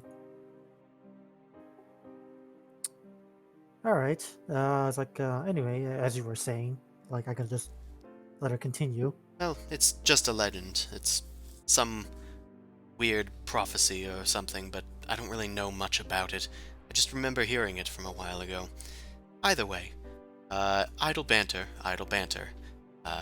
Try the wine, idle banter. So like uh, um, so no one's come looking for the scar one, eh? I'm just gonna say under my breath if that gets a reaction. I don't know what that means. Yeah, there won't be any reaction. Then it's like understood. Um, you said you will clear us in the morning for us to go down. When do you want to meet up and get everyone packed out? I'm So, a pretty early riser. I can meet you downstairs and cast my buff on you to make you invisible. I'm And asking what time because since we can't reach you, realistically, I gotta just point motion toward the inner sanctum teleporter, and just gonna say like so I'm asking you what time would be good for you. yeah, sunrise is fine. All right then, good to know. My guards will alert me to your awaking if you are up after me. And we'll have your weapons downstairs and other belongings ready downstairs for you. Understood. Well, if that's all that you have to ask of me, Does Boom Crash bustle in at any point? you can if you leave Mal.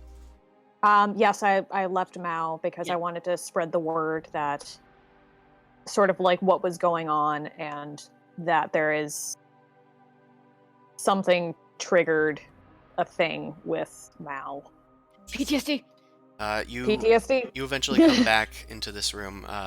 You would be descending from the stairs above. Tanagrin puts down her glass. Oh, how is your friend? She's resting right now. I'm so sorry. She's usually her odd little self and fairly solid, but I think something must have gotten to her up. Like, I don't know what's going on, but at least she's calm. That's good. She doesn't need any other help, perhaps from some of our residents, or...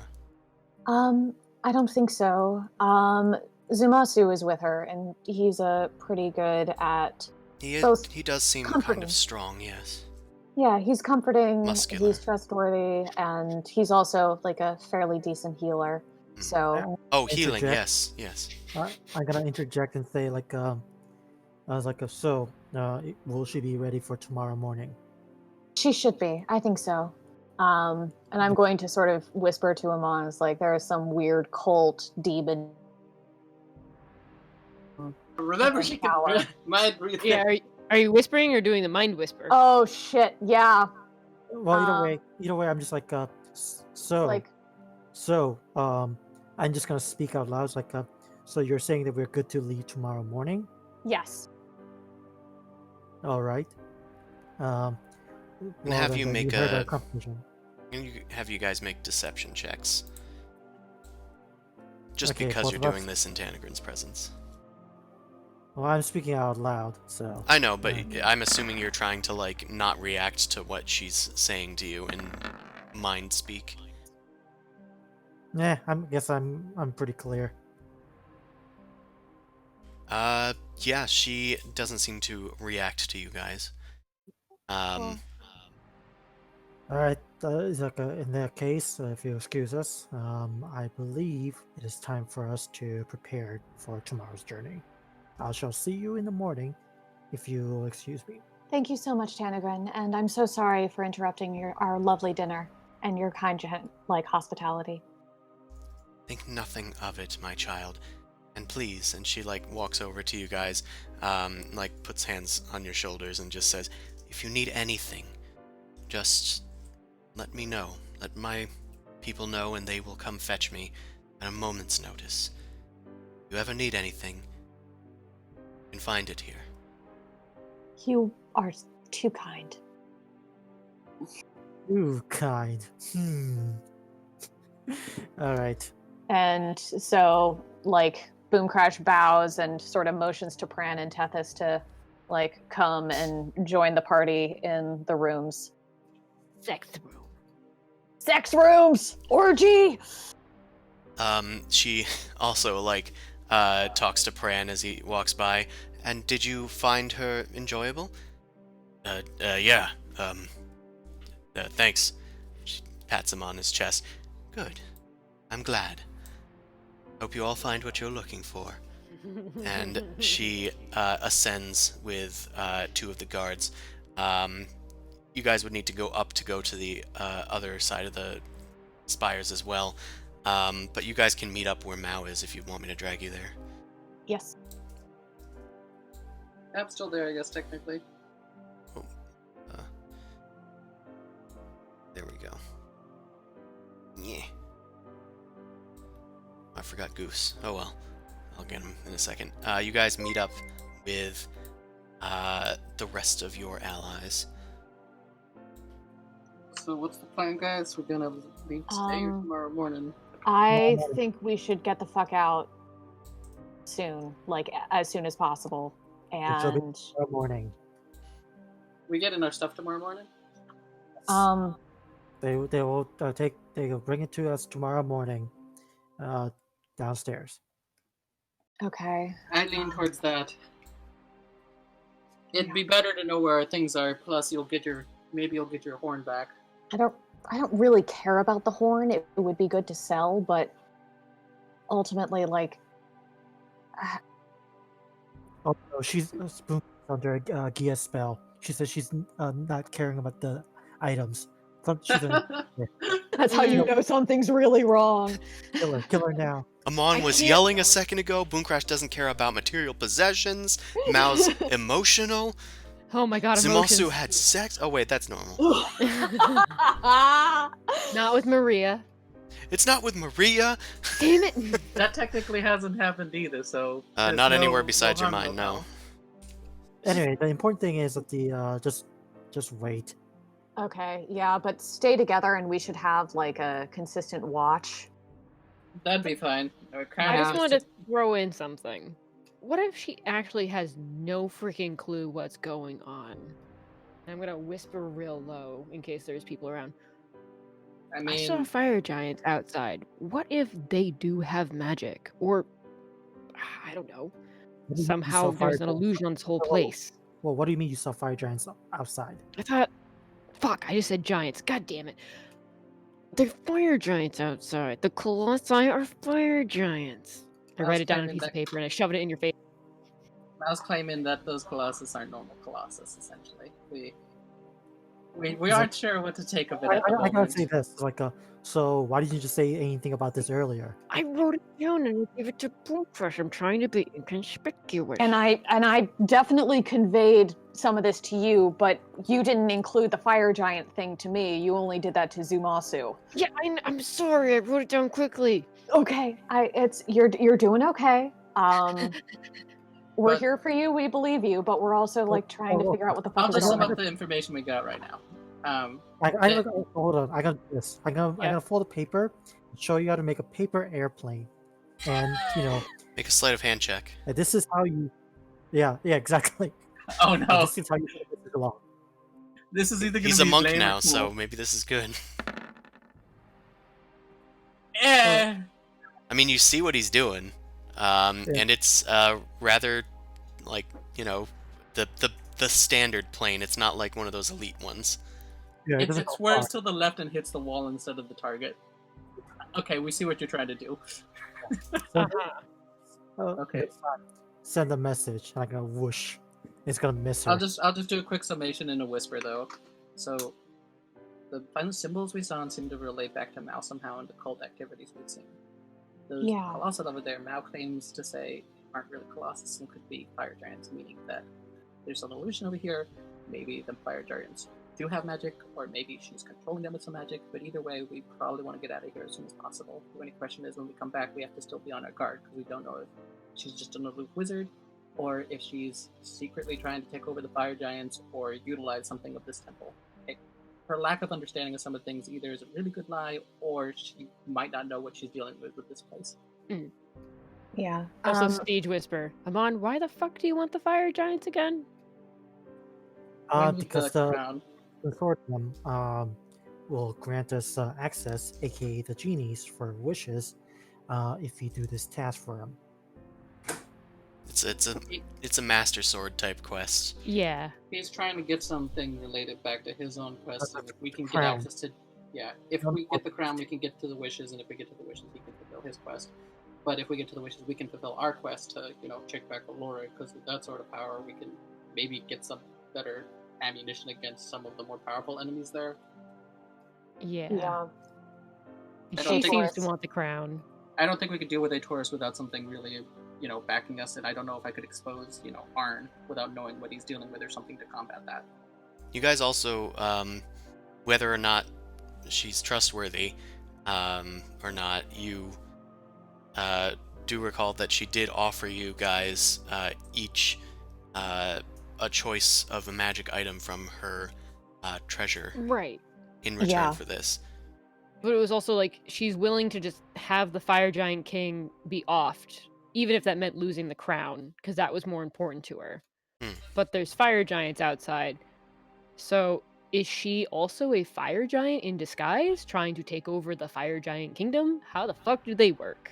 Well, that's what we said. She could either be controlling some fire giants, not knowing they are that. Like, we don't know how you extend to this. Yeah, it's at this point, like, there are a couple of options. One, we get the fuck out and continue onward and have this just be a weird pin to check back on later. Or we could reveal everything to her and confront her in the morning. And possibly lose the gain Don't we would have gained going in. Yeah. I don't love that option, but it is an option. Okay, the other option is this: we just go to the fire giants. Like, what if we just go? Okay, I know that we're supposed to be quote unquote sneaking in, but what if we just go full frontal and just confront the giants directly? There's probably Then two we'll have to sides fight to every back with it. story, says Bran. Yeah. Well, I mean, we're not guaranteed to fight them, and frankly, there's a lot of situations that we. Wait a second. Boom Crash, you have the book on the Underdark. What does it say about fire giants diplomacy? I think you guys did look that up. Yeah. I don't remember what it said, though. Yeah. They're stubborn and quick to anger. I think the only way that might work is if we literally trade them something ridiculously powerful for the crown. You And said then we still have stubborn and quick to what, Amon? Anger. Quick to anger. Quick to anger. Okay. Yeah. They're general, basically just like from the stereotypes that Volo has put into his book, they seem to have a lawful evil bent. They do have a strict hierarchy within their rankings, although they are also just very impulsive. Also expert smiths. I get the feeling that unless we somehow had something they wanted that they could not get from just killing us, I don't think we could negotiate. Because, again, they could just kill us for the stuff we had. Or I'm just saying, and I'm just gonna kind of slowly pull out one of my weapons, be like, I could just kill Tanagrin. I don't think we'd necessarily be able to if we're dealing with a mage this powerful with this much magic. Tethys eventually speaks up and goes, Mao, are you sure that you're seeing what you think you're seeing? You seemed to have passed out there a bit. I squint my eyes. I see what you're doing here. You're torchlighting me. Listen, I don't know what that means, but I'm just saying. I'm sure your friends have much more faith in you than I, a stranger, would. But All right, hear me out, Tanagrin. I've held some shit from them, my name's Tethys. and when I did reveal it, sorry, Tethys. Are you okay? Shut up, you, Marn. Hey, don't be hateful. I don't like the way you said that. I know that's what you... I used the right term. I know you did, but... I held shit from them, but when I did reveal it, it was because it was important and most likely would get me killed if I didn't. If I kept the secret, I'd probably die. So therefore, by me telling you, it's gonna help me survive as well. Do you see how that works? Survival of the fittest sort of thing? Okay, so Mao, let's continue using our words, but maybe remove some of the confrontation from the communication. All I'm saying is... Deep inhale, like... None of us can see what you're seeing. Yeah. But you also seem to have something from your past, from what I've gathered. But is that really what you're seeing, or is this just something that reminds you of it? Can I do an insight check on myself? Can I trust myself? Oh god. Like, I know that was real, right? I know that was an illusion? You don't know. You can't Oh, be no. sure. I just told you what you saw. Oh, no. I'm gonna have you roll 2 d20s. Oh, shit. Okay. I'm gonna look at my spell book and see what I got. As far as I could tell, she didn't have a curse on her. I can try... Well, I don't want to dispel the magic items on her, necessarily. Mao, you try really hard to, like, concentrate, and you try to recall what you had seen, but it's very fuzzy, and it kind of feels almost like a distant memory. Wait, Zamos, you still have that stupid mirror, right? Yeah. Give it to me. Let me show you. I'll show you what I saw. Well, you have the mirror, technically. Because... No, I thought I'd give it back, but yes. Okay. You still have... I have that mirror. I have that mirror. I'm also going to bring out a potion that I've been sort of squirreling just in case. It's a potion of clairvoyance. Ooh. It's like, I've had this. I've been saving it just in case. And this seems like it might be useful right now. So I'm going to put it out and be like, okay, this is another option. I don't know what it does, but that's okay, cool. Sounds useful. What does the clairvoyance portion do? It lets you create an invisible sensor within range in a location familiar to you, or an obvious location that is unfamiliar to you. The sensor remains in place for the duration and can't be attacked or otherwise interacted with.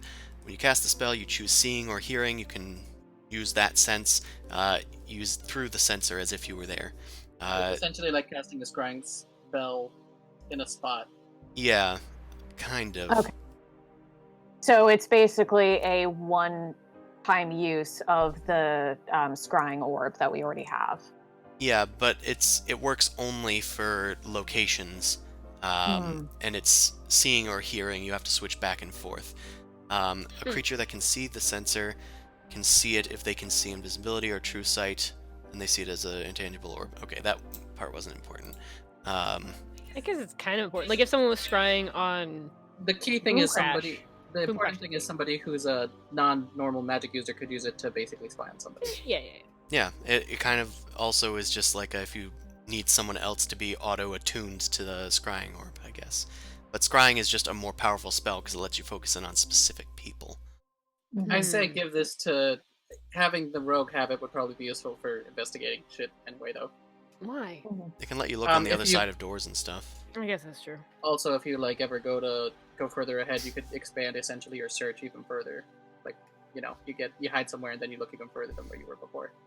Well, let me try and expand on the crazy that I think Mao is falling into her own paranoia part where she doesn't realize if she's telling the truth or not anymore. And she's gonna look at your little glass mirror and try to reveal what she saw last time. Because it showed very vague. Works well. Yeah, it kind of gives you vague spirit visions that were even more vague than your memories. It was vague, and the vagueness of it still showed flashing towers with 3 spires. Mm-hmm. The spires do actually seem kind of sus. So when we were back in the wasteland... Now that you guys are like talking about it, you guys have been to an exact like replica of this location pretty much. Yeah. Just it was filled with cultists in the middle of Mullick Moor. Yeah, so It's the same arrangement of 3 towers connected by bridges sitting on a base of a plateau kind of base. Just like this, except this one is vastly overtaken by like greenery. Yeah. The only question is, how do we... So I guess here's the next option. Do we just ignore this until we come back, or do we want to Unfortunately, I'm going to not you, Mao, but us check and see if we can dispel any illusion or investigate something? Just go investigate the colossi. I kind of do, but at the same time, I don't want to piss off a giant colossus or fire giant. But I guess we could do that, technically. Oh, I'm game if you are.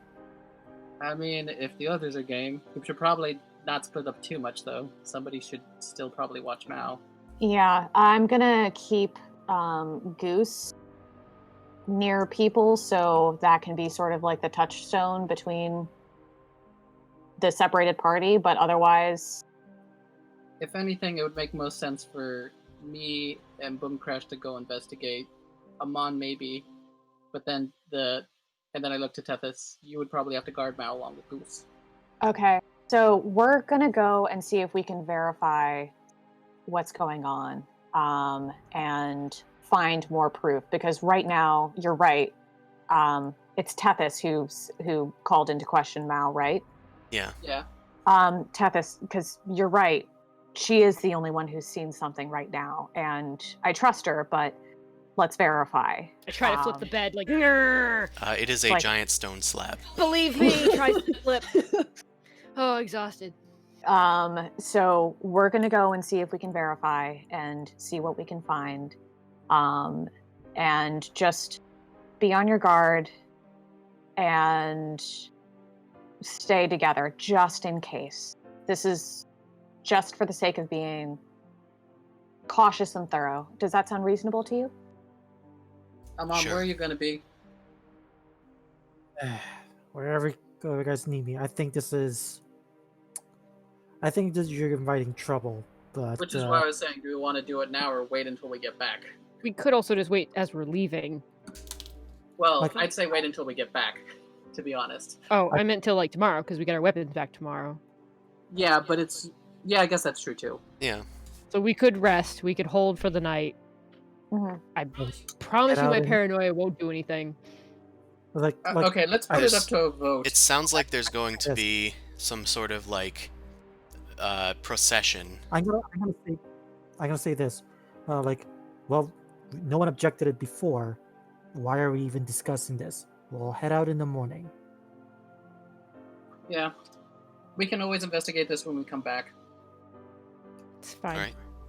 Because if you guys wanted to investigate it tonight, then when Boom Crash was we were making negotiations for when we're leaving, it should have been addressed before that, but it wasn't. So I'm saying our hands Yeah. are tied now. It'd be safer if we just kept to our plans. Tanagrin wouldn't suspect anything. Yeah. And we'd be able to get our weaponry back. Yeah, that Yes. survival. How do you approach the fire giants? Because we I say haven't- we still do sneaky, because I don't think we can negotiate. I mean, you mean the fire giants or the colossi fire giants? Which ones? you know, The fire you know- giants we're trying to steal the crown from. Honestly, I think we should just walk up to them. I still don't want to fight fire giants directly. I'd vote on stealth. You guys fought one directly, but a Zodar punched it into the stratosphere. Hey, I was doing pretty good against him. Hmm. Falcon punch. So, If I got hit one more then- time, or he got hit one time. so once again, the decision needs to be made. How are we doing this? I I'm vote down for whatever. If you want me to stealth in, I can. But I don't think that they're going to be our enemy. What? Okay, We might piss them off more by trying to sneak in. Instead Yeah. of just showing up at their front steps and saying, hey, we bring gifts and we don't feel like killing you. I mean, we want to say hi and we're polite. because we're on official business anyway. So I'm thinking like, Because if it fails, we can always retreat and say that we failed. Yeah. I mean, it's a zero sum, but it can't hurt.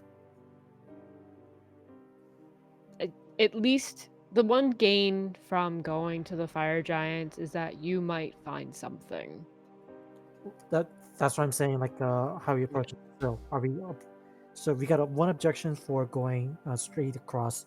We got 2 for going straight at them. Any other opinions?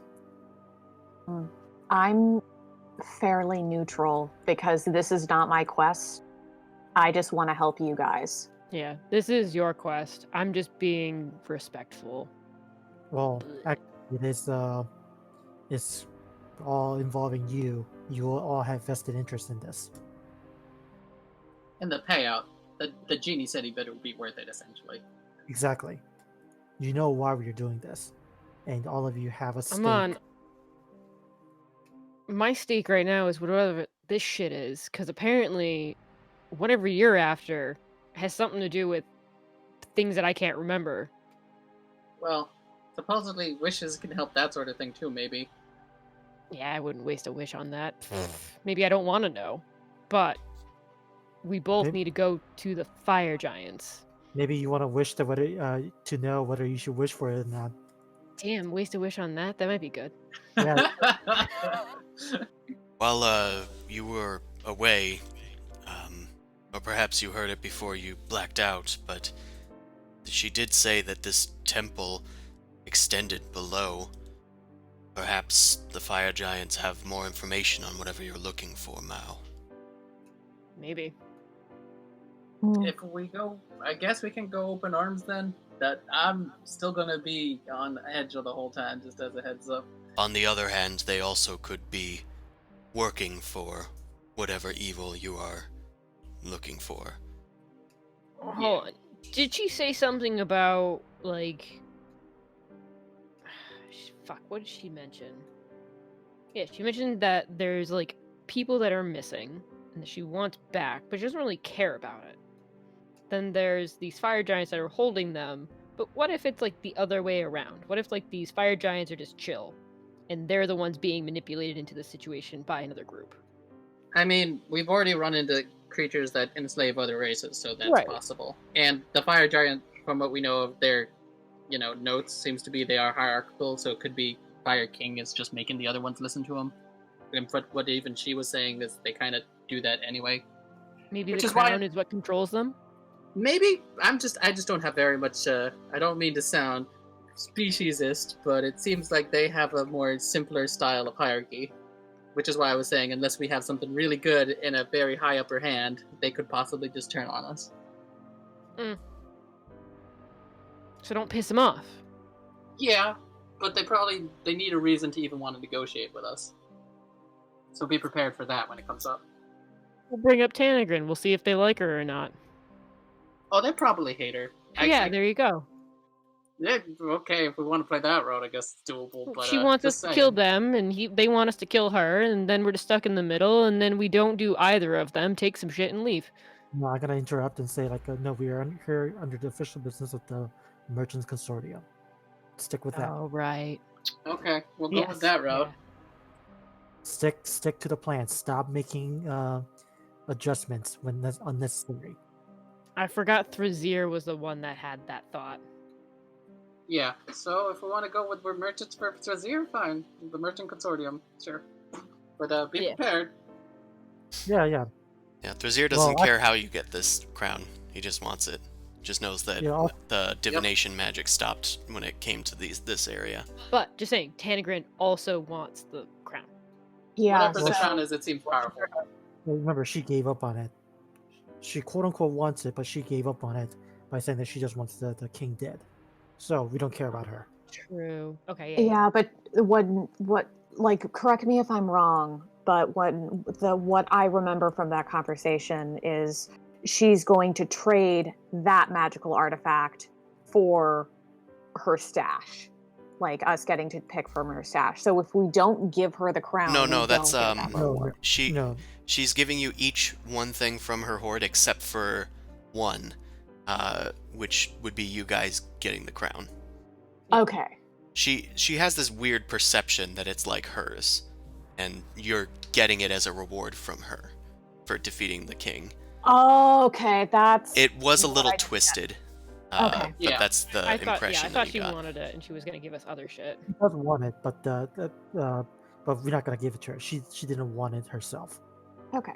Cool. Yeah. Okay, so that removes one of the tension points that I was concerned about. Okay.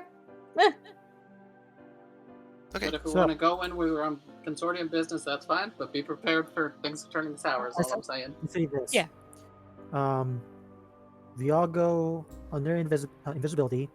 Mao should decloak and step forward because you're the best one that's hiding. You're also the most fire resistant one. So if they do any kind of fire attack, you have the greatest chance of survival and you're the fastest. That's true.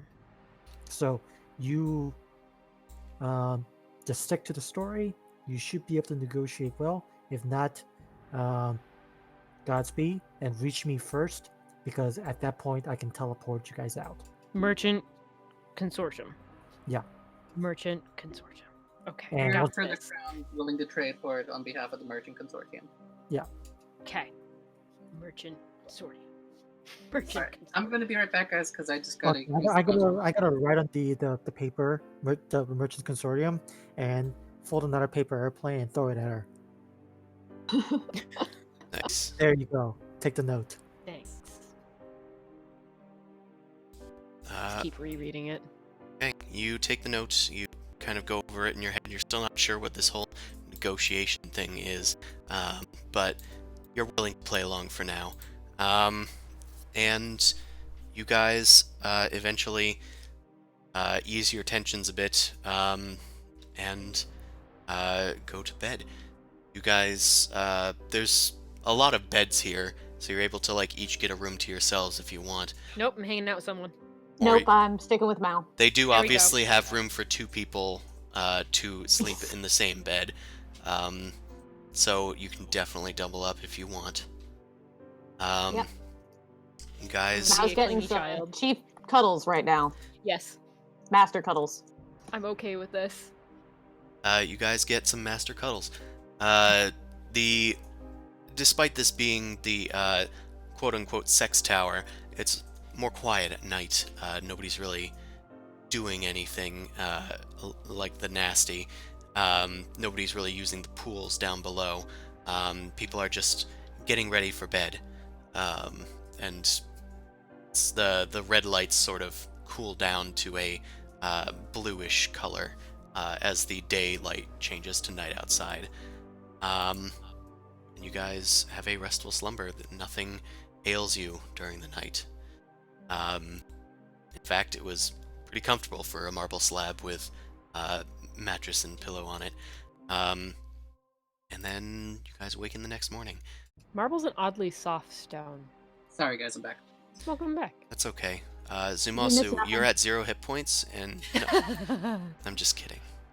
How did I die? Just in spirit. It was just a dream. You guys wake up the next morning.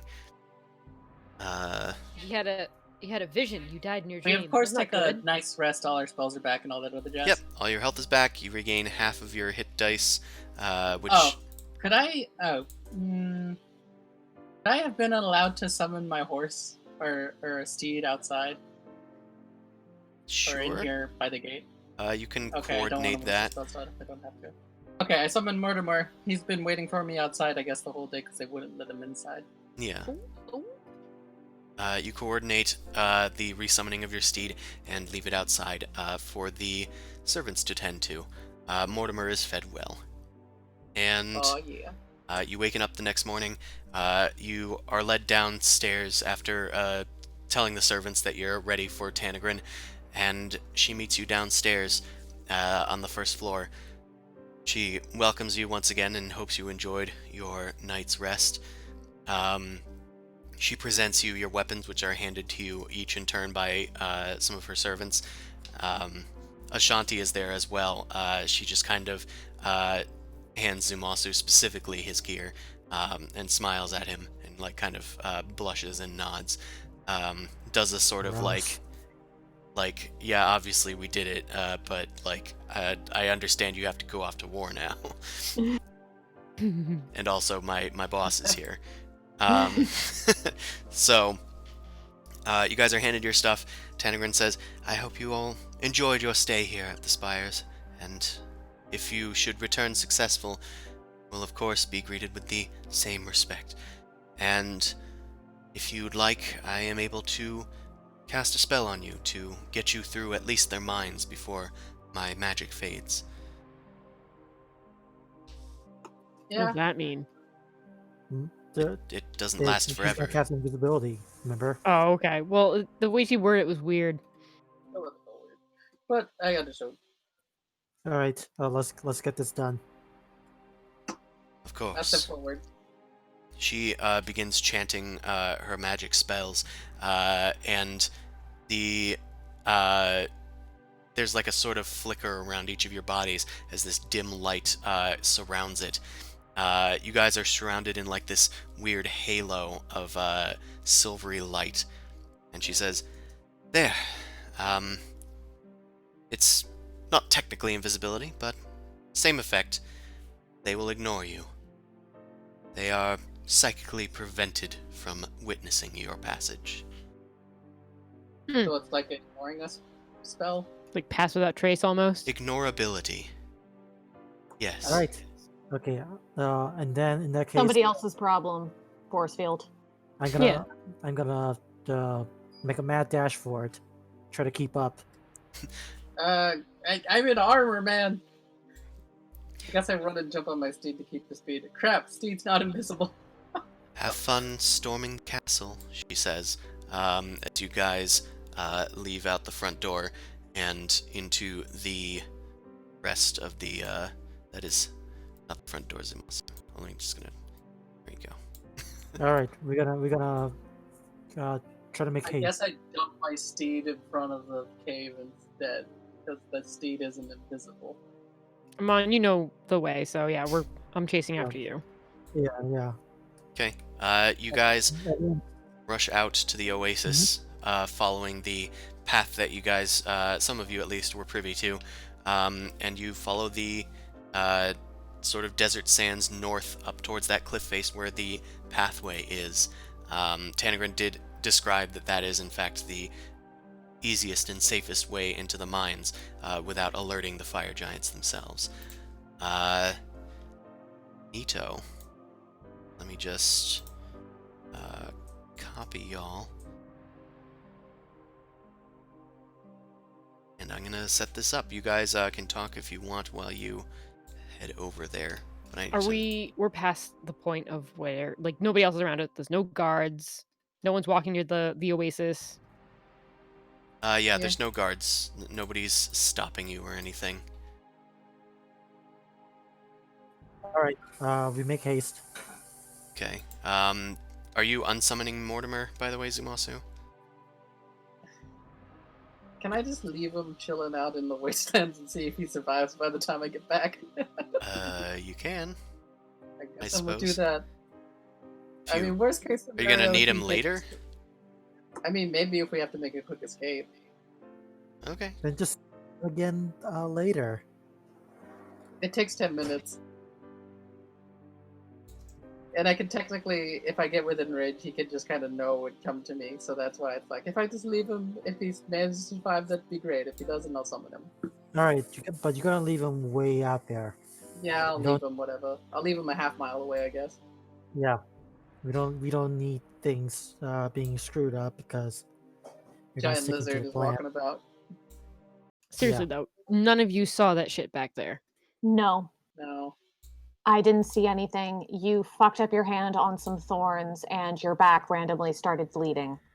I ignored It you. was a fire. It was a fire. I didn't see any burns.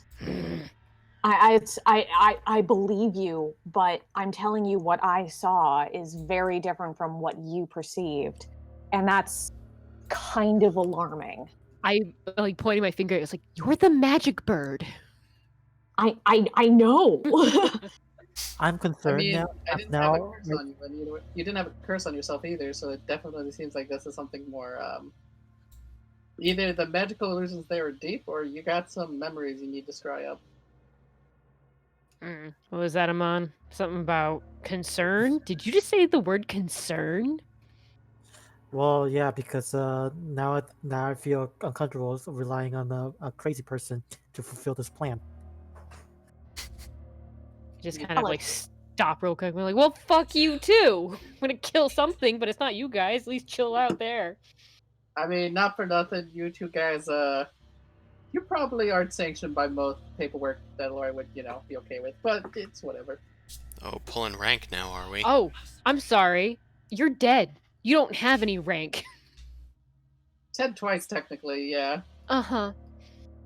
Anyway, so You guys, Poco, you guys descend into a sort of winding ramp. There's a lot of like stones in the way that you guys need to like climb around. It's kind of like hiking through a chasm of some sort, um, and you're able to squeeze through most of these places. It seems like Mortimer wouldn't, excuse me, have even fit down this path without like some tight squeezing. Um, Eventually, you guys pop out into a natural cavern. You can feel like a sort of heat emanating from within here, more so than even the desert above, which is unusual for a cavern. Um, you guys all emerge, and you can hear activity just around the bend in the next room. There's also a dim light emanating from beyond there. right. So before we send Mao along, I think let's see, what's a nice thing to Oh, you would have given me back the crystal ball by this point, right? Did you ask her to? Boom Crash had the last had a Had it crystal last? ball last. Oh, well, I'm asking. Sure. Yeah, take it back. Is there Okay. anything fancy that we could give her to make her business seem more legit, or something that looks fancy? Let me check my inventory here. By the way, she should probably have the speech of the Stone of Spar speak. And who That's wants true. to hold the other end? Maybe Amon, you take the other end because you're the No, one. yeah, I should hold it because I'm the one that can teleport her out, Oh, okay. and I'm the fastest one to react. So Yeah, so Amon and Mount can communicate with Mao through the Stone of Spar speech. Wait, so if we're gonna let's go in check on our this, facts. we need to like trade air quotes something. Like they're gonna want something air quotes. I got the war pick of detection, which actually might be useful in a place that excavates shit. So I pass you the war pick. mhm. Fancy. I have it's a some +1. gems. I have gems and onyx. Okay. How about this? Fancy. We get like many like tiny gems as possible because it looks like there's more volume. We just need to look fancy. Oh, here's a gold pectoral snake, or the gold skirt, the agate gold skirt from the temple we were at. Yeah. It's 250 G. Yeah. You can wear a Okay. gold skirt. Just give her a couple of things. That should be it. That's nice. I Do I personally have to don't put have this anything. on? No, just carry it on your shoulder or whatever. You don't have to wear it. Just Okay, yeah. because you just want it to look like you're here to sell stuff. What else I got in my actual bag? I also have the robe of eyes and stuff too. And I mean, don't wear that. You're not going to take off that robe. I Well- see you've been wearing it a bit more than normal. She, in fact, wore it through most of last night, too. Uh-huh. What are you talking about? I don't know what you're talking about. I don't know. We're going to get you some Noted. help later eventually, Mal, but for now we got to stay focused.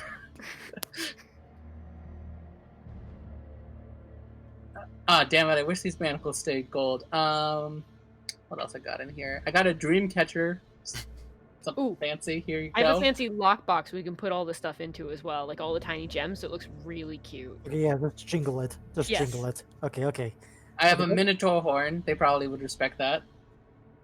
No fighting stuff. We don't want her to look like a badass. This is more like a trophy thing. All right, fine. Okay, Okay, let me see what I got. Hold on, the party bank. I still have eggs. Where did I get the eggs from? You don't need to drag it in. You can just You should just be able to click on it. Yeah, sorry, the drag was definitely accidental. I have a wine bottle, one left. I have a Taurus's pendant thing, Shit, I'm which out of is wine. fancy, and I've sold the rest of my shiny shit. There's a lot of stuff in the storage cart from an old time, but I don't know if that's useful anymore. We have that anymore. Yeah, I don't Yeah. think you guys have updated that in a while. No. Alright, I'll delete all that. Oh, I do have some things that are interesting, but I don't know if I want to give them up. Ooh, Electrum Crown? Did we ever sell that? No. I have space honey. Okay, You space would have honey. had space hamsters too, and they would have enjoyed fucking space hamsters. But it rotted. Yeah, brought it. So I have a music box. You know what? that's actually- Just take some of my weird trophy stuff, because, okay, so you got a demon tusk, space honey, a minotaur horn, you know, just stuff to show that you got some rare exotic animal items. Okay. All right. Can you I'll- total I'll- up the value for me at some point, someone? These things are kind of sort of priceless, so what would Okay. you say for, like, that? Like the trophy stuff is mostly priceless. So Yeah. Yeah, it's I largely have a just music box worth 2,500 gold pieces. okay. The gold skirt is 250 gold pieces. Okay. That's good. At least there's a ballpark there. And I is also there have just two any? rubies of 50 gold pieces I can give. Okay. Okay. yeah, put it in the case. So it sounds like it's largely 3K right now. Yeah, that's good. That's not Pretty solid. awful. Especially Crash with the war with- picks, too, yeah. And we also have a fuck ton of money, too. Yes. Just putting that Carry- out there. I'm not... Money. Yeah, Huh? because don't carry too much money because that's just asking for a robbery. They just punch her down and same. just take her shit. Yeah. That just make sure she has goods so that can be sold or traded, kind of thing. Barter. Yeah. Before I do give away this music box, Boom Crash, could you possibly check to see what magical properties this might have? Sure. I'll take a few minutes to cast Identify. Was It's it? the one from Anel's? Ah, okay. And it was magical. Pretty certain this is a very magical box. Okay. I wasn't expecting to need to look up something from Enel's, so hold on a second. Sorry. I Uh, think it had something to do with like anyone who hears it has to like obey a command or something, but I'm not Oh. so sure if it's like a everyday thing or if it's a suggestion spell in a box or something.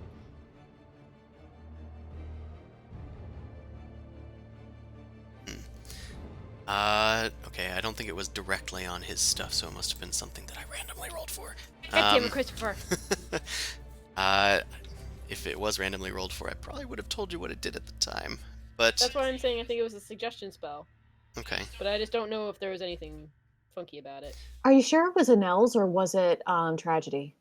No, it was definitely Nels. This is from. There's a tapestry, the music box, the box that the fucking other rogue got away with, and then a Oh, cloud that. pendant. Okay. oh, with you the robbery. stole it from Enel's. Yes, I see. my grabby hands. Okay, yeah, I think that was something that I believe would cast. I'm gonna say.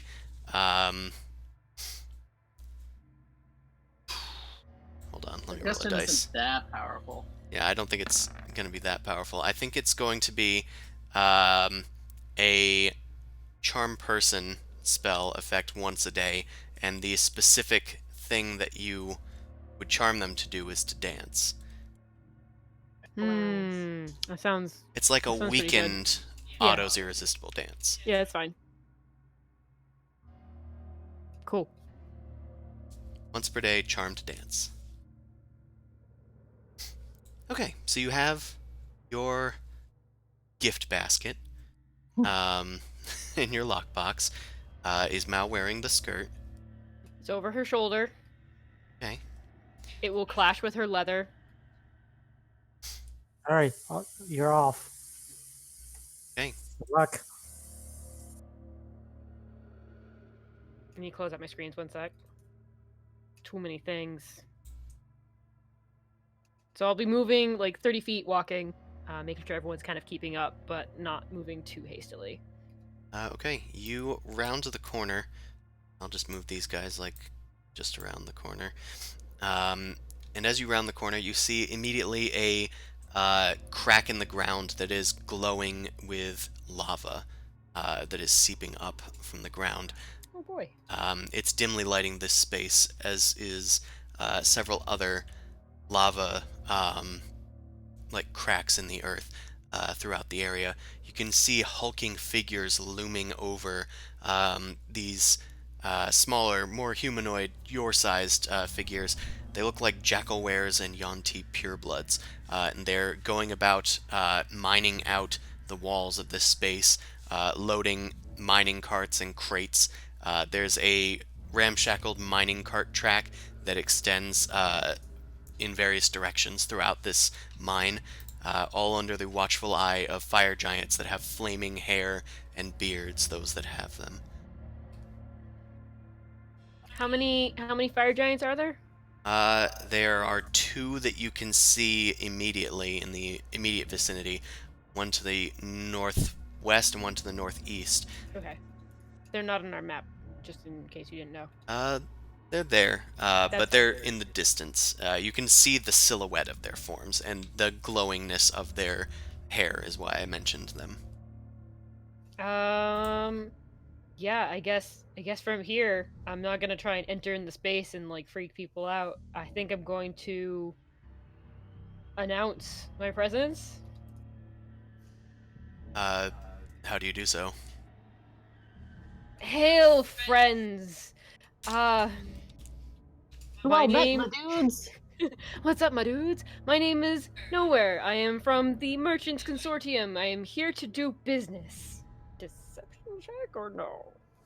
Everybody, like at least the two humanoids near you, they look up, and then as soon as they see you, they just like go back to what they're doing. Uh-huh. I'm gonna keep walking through, I guess, until like the fire giants care. But not like hastily, just kind of, meandering. I'm just gonna follow. I'm gonna follow 30 feet behind Mao. I mean, 40 feet behind Mao. How about that? Okay.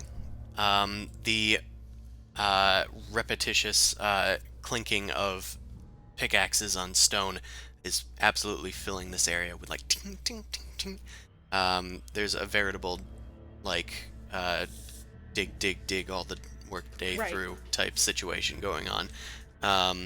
The fire giants, as you like walk around them, they don't seem to be looking at you or even paying you any mind. Oh, because we have the spell on. Yeah. I'm not invisible though. You guys are. It was cast on you unless you took the spell off. I would have. That was I the whole think that point was of the this. whole trying to draw attention thing. Yeah.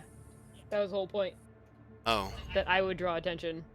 well, they do not seem to be paying attention to you. Huh. Amon, you can still see that she's still covered in this silvery sheen. I want to do perception check. Because those fuckers that were back in, like, the garden were fire giants. Maybe these guys are also illusions placed here. You're gonna go poke a giant. I don't know if I want to poke one, but I'm going to get real close and stare at it. See if it jogs your memory.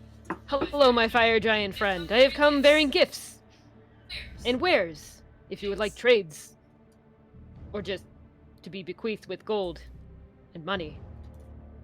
This fire giant kind of like looks down to where you were, and its eyes like pass over you, but they don't rest on you. It comes to rest like somewhere like just over to the right of you, and then it like passes over just to the left of you, and it's like just not It's resting on really you. having a hard time seeing me. Fuck. Can I, like, stab myself to, like, get rid of the spell? How does this work? You're not sure. Fucker.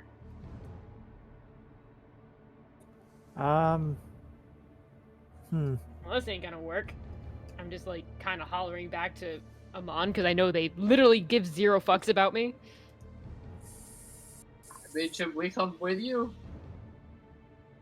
Oh, I have an idea. How about this? what if I throw? Okay, I'm gonna throw one of the that's ahead from the troll layers from the Underdark. You could just, I pass you an egg. Can I offer you an egg in this trying time? This will draw more attention. I'm gonna eat. I'm gonna do a bowling ball toss. Where are you At tossing them it? Ping. because that's gonna be. Ping for where you're tossing. Okay. You toss out the skull. It flies over Mao's head and lands roughly where you wanted it to. The Yanti and the Jackaware that were loading stones onto the giant crate, they both stop what they're doing, and then like one of them goes over and like picks up the skull, just kind of like looks it over in their hands, and then shrugs and puts it down. Goes back to work. Okay. A pretty awesome spell. This is boss. Huh, yeah. Well, Keep his gold skirt back, it's dumb. I'm going to do the second head. I'm losing skull, guys. You guys have no idea how much this hurts. We'll Okay, add more to your collection. I gotta roll it down over here. Okay. The fire giant turns towards the noise and looks at the ground where you've tossed the skull, or bowled the skull. She just kind of like looks down at it and squints a bit. Then she just kind of like stomps on it and squishes it like a bug. And then she just goes back to staring, looking over the miners that she has. Should we just keep moving until we figure out where we need to be? And then just wait? I don't know. I say we just press forward because Yeah. they don't seem to be. I mean, if it's a strong enough spell, we could chill. We could get further ahead. And Well, then see I what don't think happens. it's a spell. I think there's something wrong with these people in general. Something's I not think right. it might be this. I don't know. This whole thing is wrong. Can I do a knowledge arcana to see if I can tell maybe what's going on? Sure. Or... Actually, I could always summon something and see what happens if it runs through.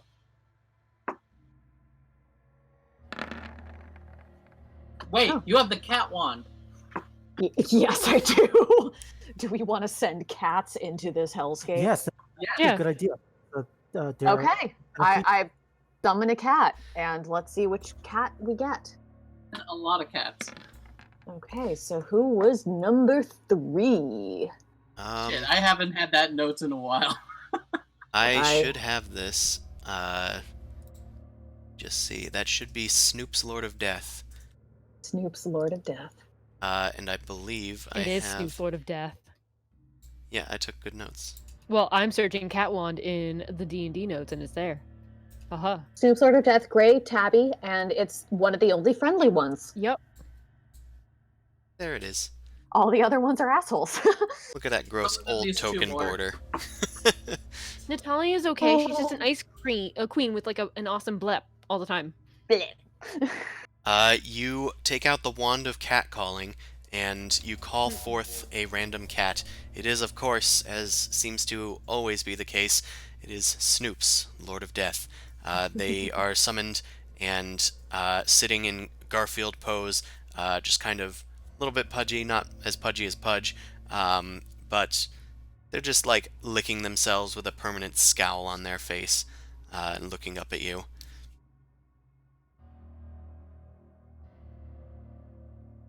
Remember, you can't control the cats. They just are summoned. I know, they're just cats. I pick up the cat and I toss it. Yeah, I was just say, just eat the cat. I use the cat. Make an animal handling check. Summon another cat while that's happening. You need a cat. Now you go to reach for Snoops, and Snoops hisses at you and swats at your hand. It then like takes off into the corner over here. Fuck.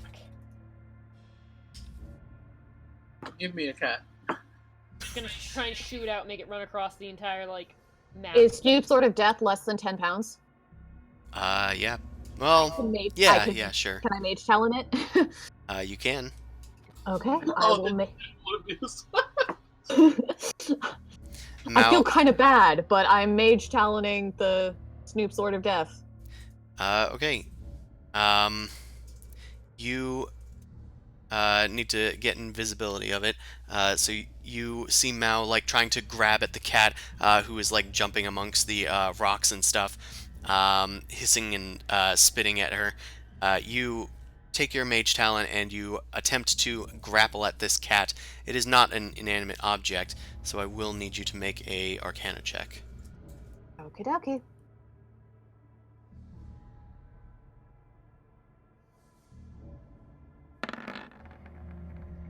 Okay, you managed to successfully grab hold of Snoop's scruff.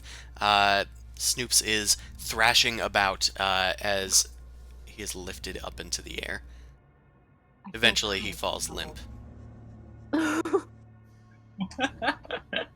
feel really bad, guys. The Boom Crash is being a little mercenary, but me as a player, I feel bad. Cats Just are you okay think with scruff when they're babies.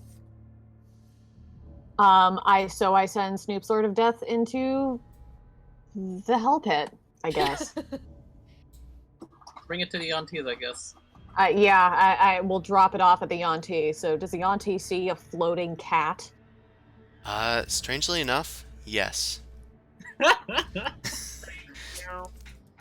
Yanti just kind of looks at it. The Jackalware immediately starts growling at it.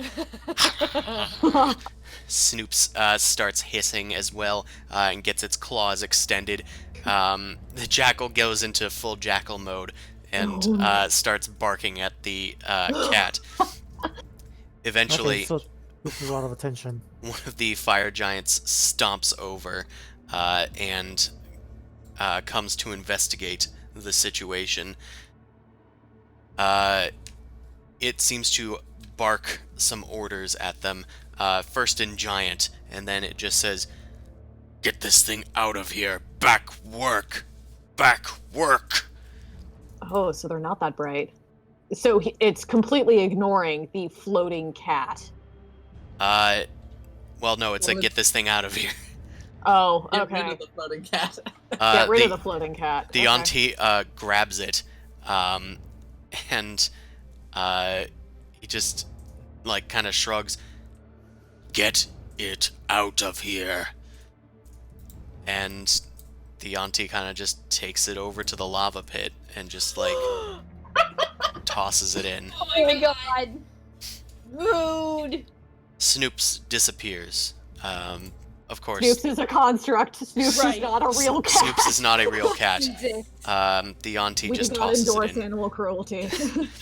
Thankfully, due to the magic of the wand, Snoops is safe. They just cannot be summoned today. Right. The fire giant watches the Yanti go back to lifting boulders and such, and eventually they both go off and go back to mining. I'm just gonna... Amon, I'm gonna go around and look real quick to see what's going on in here. Okay, I'll If there's follow. anything I'm gonna follow along too, because I got nothing better to do. Party together. I'll drag Tethys and Bran behind you guys. An obvious thing on the bottom left area that definitely seems like it extends out, but I just want to see, I didn't want to yeet forward, my keyboard just went funky for a second. 1 second. is there anything over here that might, I don't know, give away like what they're doing besides just mining and stuff, like, or is it just their shit? Yeah, you can make a perception check.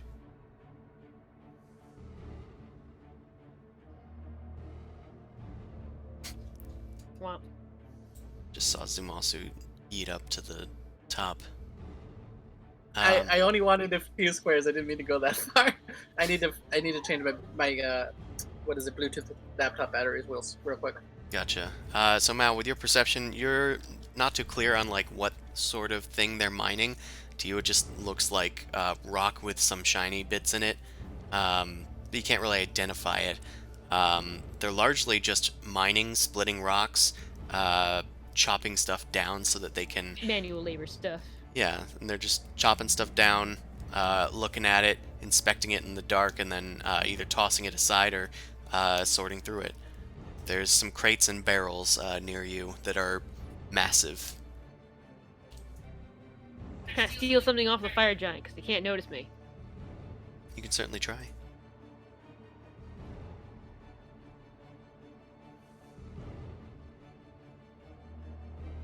You go and you start climbing on the fire giant. 18. Right, because of your reliable talent. You start sneaking up the fire giant. I'm gonna have to probably have them make a perception check because they're actively perceiving. Do do do do do. Huh. Well, how does that work? Well, Mao has advantage on this check, per se. Oh, so it's just an 18 anyway. And they have disadvantage on this check due to your effects. And Fire Giant just, like, seems to ignore it, but they do seem to, like, move to the strange adjustment in weight. But you climb up onto the Fire Giant.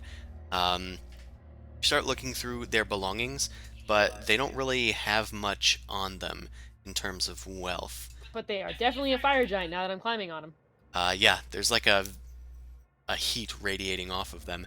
And they are pretty much as pictured. They're wearing like full plate armor and wielding a hefty weapon that is sheathed at the moment. Yeah, they weren't carrying much on them. They're on duty, I guess. That's fair. All right, I didn't find much, so we can head further in, see if there's more deeper. Cool. Terrifying, but cool.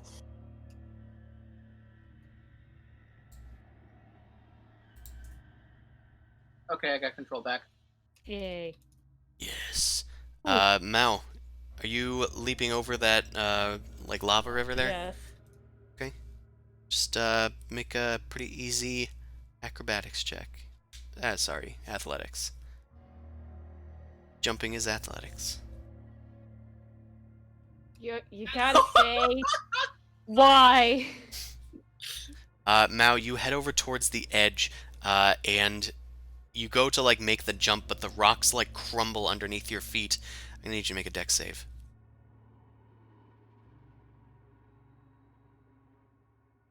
Okay.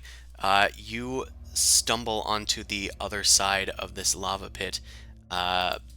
It's not like a ton of lava, but you still take 6 fire damage, which was already halved, so it would have been more. But your feet like land down where this lava is. It's kind of like got a sort of stone coating over it of slightly cooled rock, but it's still hyper hot down there, and you definitely feel it before you're able to pull yourself back up onto the other side. That crusty skin kind of thing. Yeah. Alright, well, I guess just be careful jumping over that. It's slippery. Deceptively.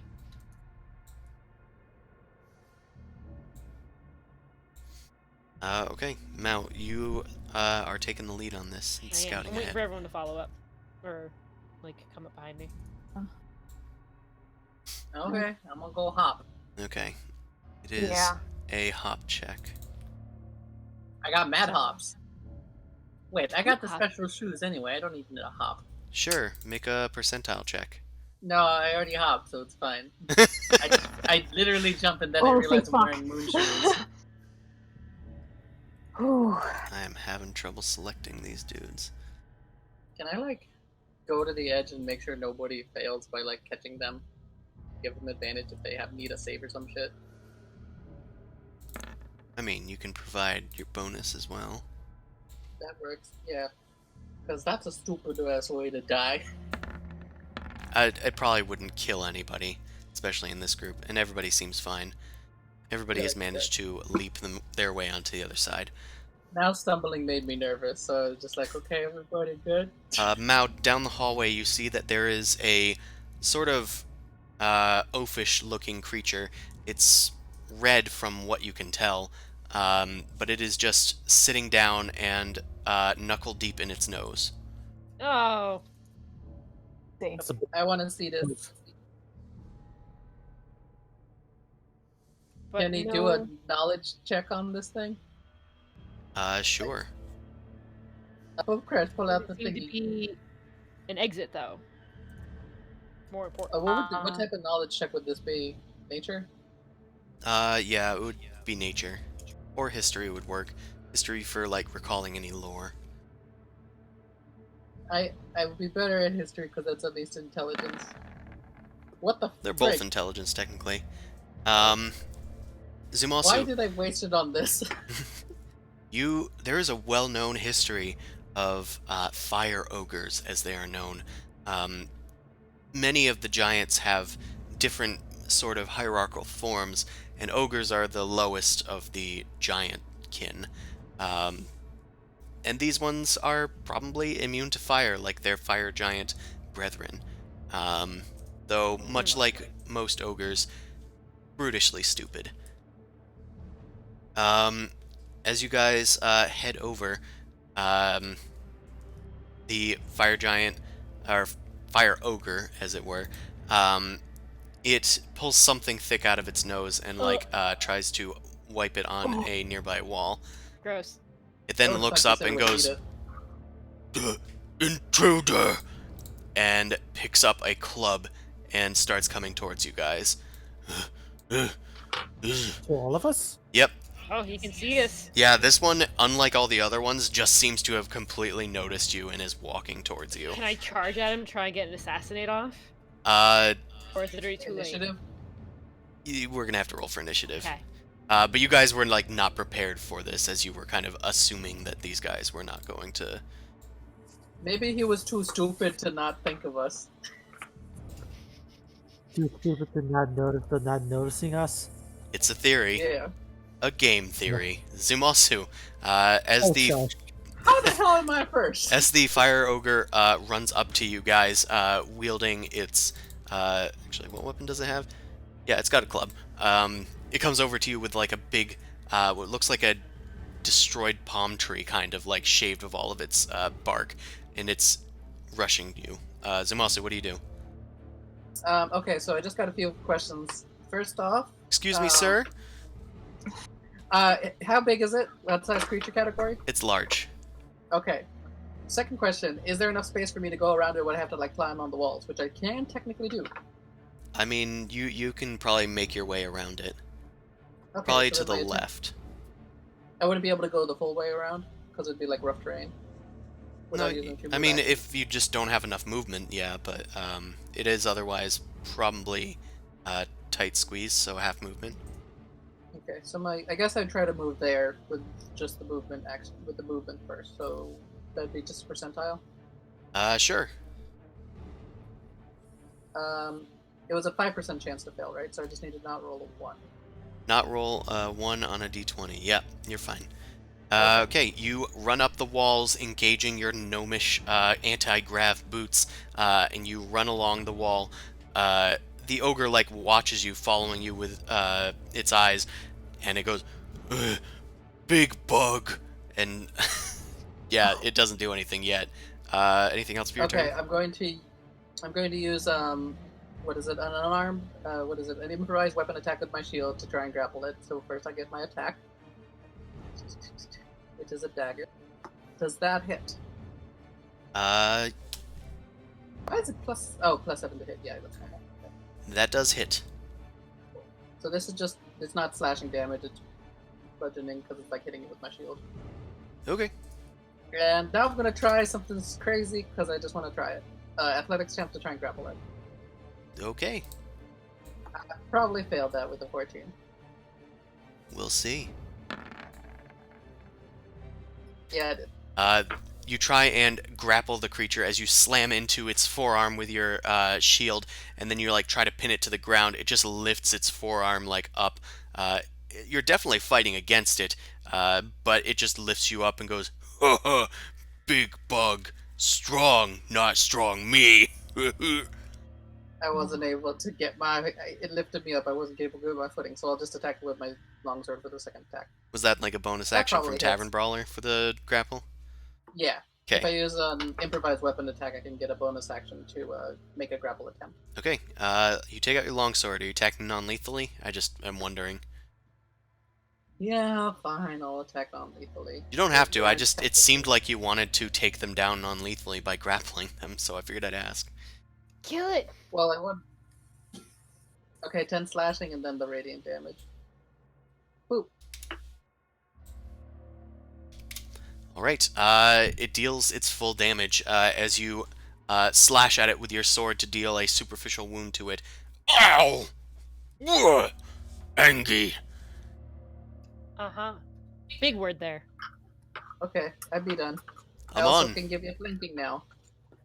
I'm All on. right. It is your turn. So I'm gonna cast Shield of Fate onto Zamasu. There's a bonus action. Usually get +2 AC. I'm going to cast Total Dead onto the Fire Ogre. So.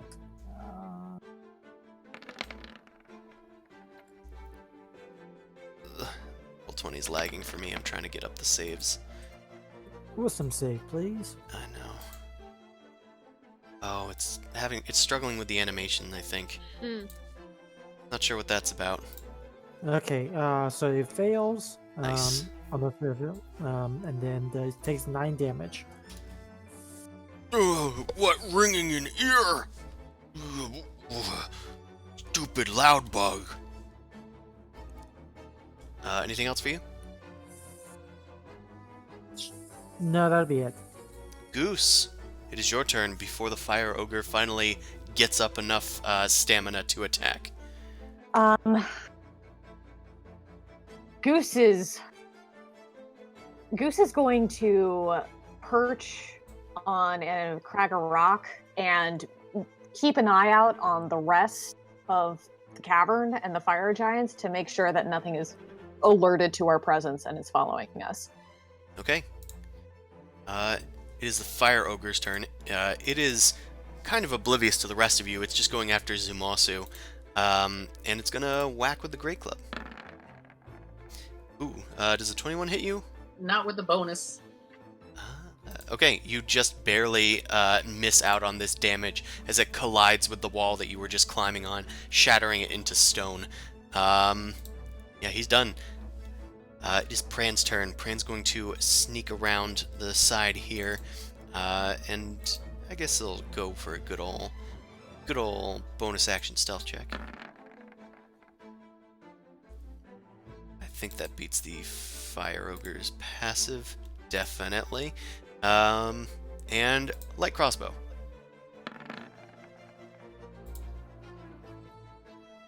Okay, with the advantage, that is going to hit the Fire Ogre for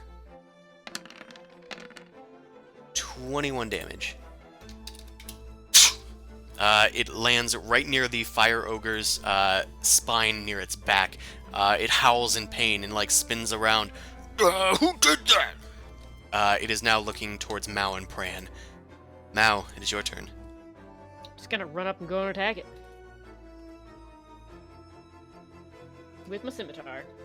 Shing! Whip out your scimitar, and it strikes true.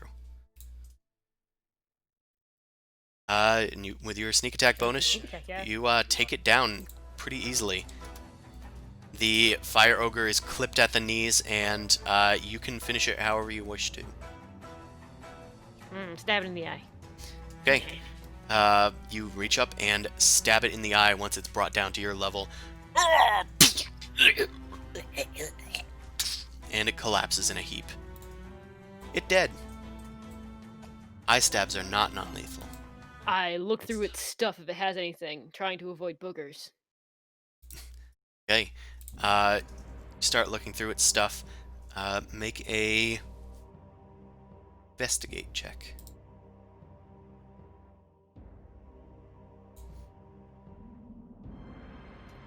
Zamasu, help me out. Okay. should have more skills than this. I'm slightly better. Yeah. So you guys are looking through. Mao's not really finding much. Zumasu, you did find that it looks like it has sort of a humanoid leg tied to it, but the leg has a pouch on its thigh, Ew. and that thigh pouch had 13 silver pieces in it. Ew. That was it. What should we do with this poor guy? I don't know, throw some rocks on it. Don't worry about it. It's here off on the side. No one will see it. Okay, somebody just help me push it to the side, I guess. Cover it with some rocks. Fine. I'll help it as well. Give it a proper burial. Yeah, sure. We'll move it to the side and I'll say a quick little ironious prayer about, like, all lives. Pran was literally just gonna joke, should we say a prayer or something? Zumasu begins reciting a ironious prayer. Pran rolls their eyes. You guys pile some rocks onto it, so it's not as visible from this direction anyway. And you guys sort of talk about what your next moves are going to be in this unusual situation. You also note that those of you who have made attacks this round, you are no longer surrounded in a silvery sheen. Makes sense. Why the fuck did it see us? Don't know. But I guess we're going to have to figure out next time on the Dorkvision stream. No. So, thank you everyone that came out to watch. The party is now finally delving into the fire giants and their mines and eventual fortress and potential temple. We're not sure. So join us next. Are we free next Sunday? I know it's Halloween weekend. I'm not free Halloween day, but Halloween weekend, yes, I am free. Okay. I have no joy or mirth in my life, so I am free. You Okay. just throw Not what I candy asked, into a but bar. thank you. TMI. Eat Yes, the we're sugar. good. How about you, Dan? Yeah. Okay, so then we will, in fact, meet on November 1st, as terrifying as that sounds, No, terrifying. for our next game. You can catch us then at 9 p.m. Eastern Standard Time. You can catch our Wednesday stream, the 28th, starting at 7 p.m. Eastern Time. And we have something special planned. It's a little holiday thing. We aren't really doing a holiday one for this campaign, but for the other one, yes. I'm splitting holidays here. We're a pretty big cast of crazy characters. It's like we're all in costume anyway. Yeah, kind of. So definitely join us for that. And also, I should remind everyone about my Ooze book, which is coming out the end of this week. It's going to be previews all week. Be sure to catch that. It'll be on Drive-Thru RPG, and it'll give you a whole bunch of new slime monsters and slime subclasses, all that juicy stuff to add to your game. I think that's it. So join us next time for the exciting continuation. Have a good night, everyone. Stay safe, everyone. Peace, be well.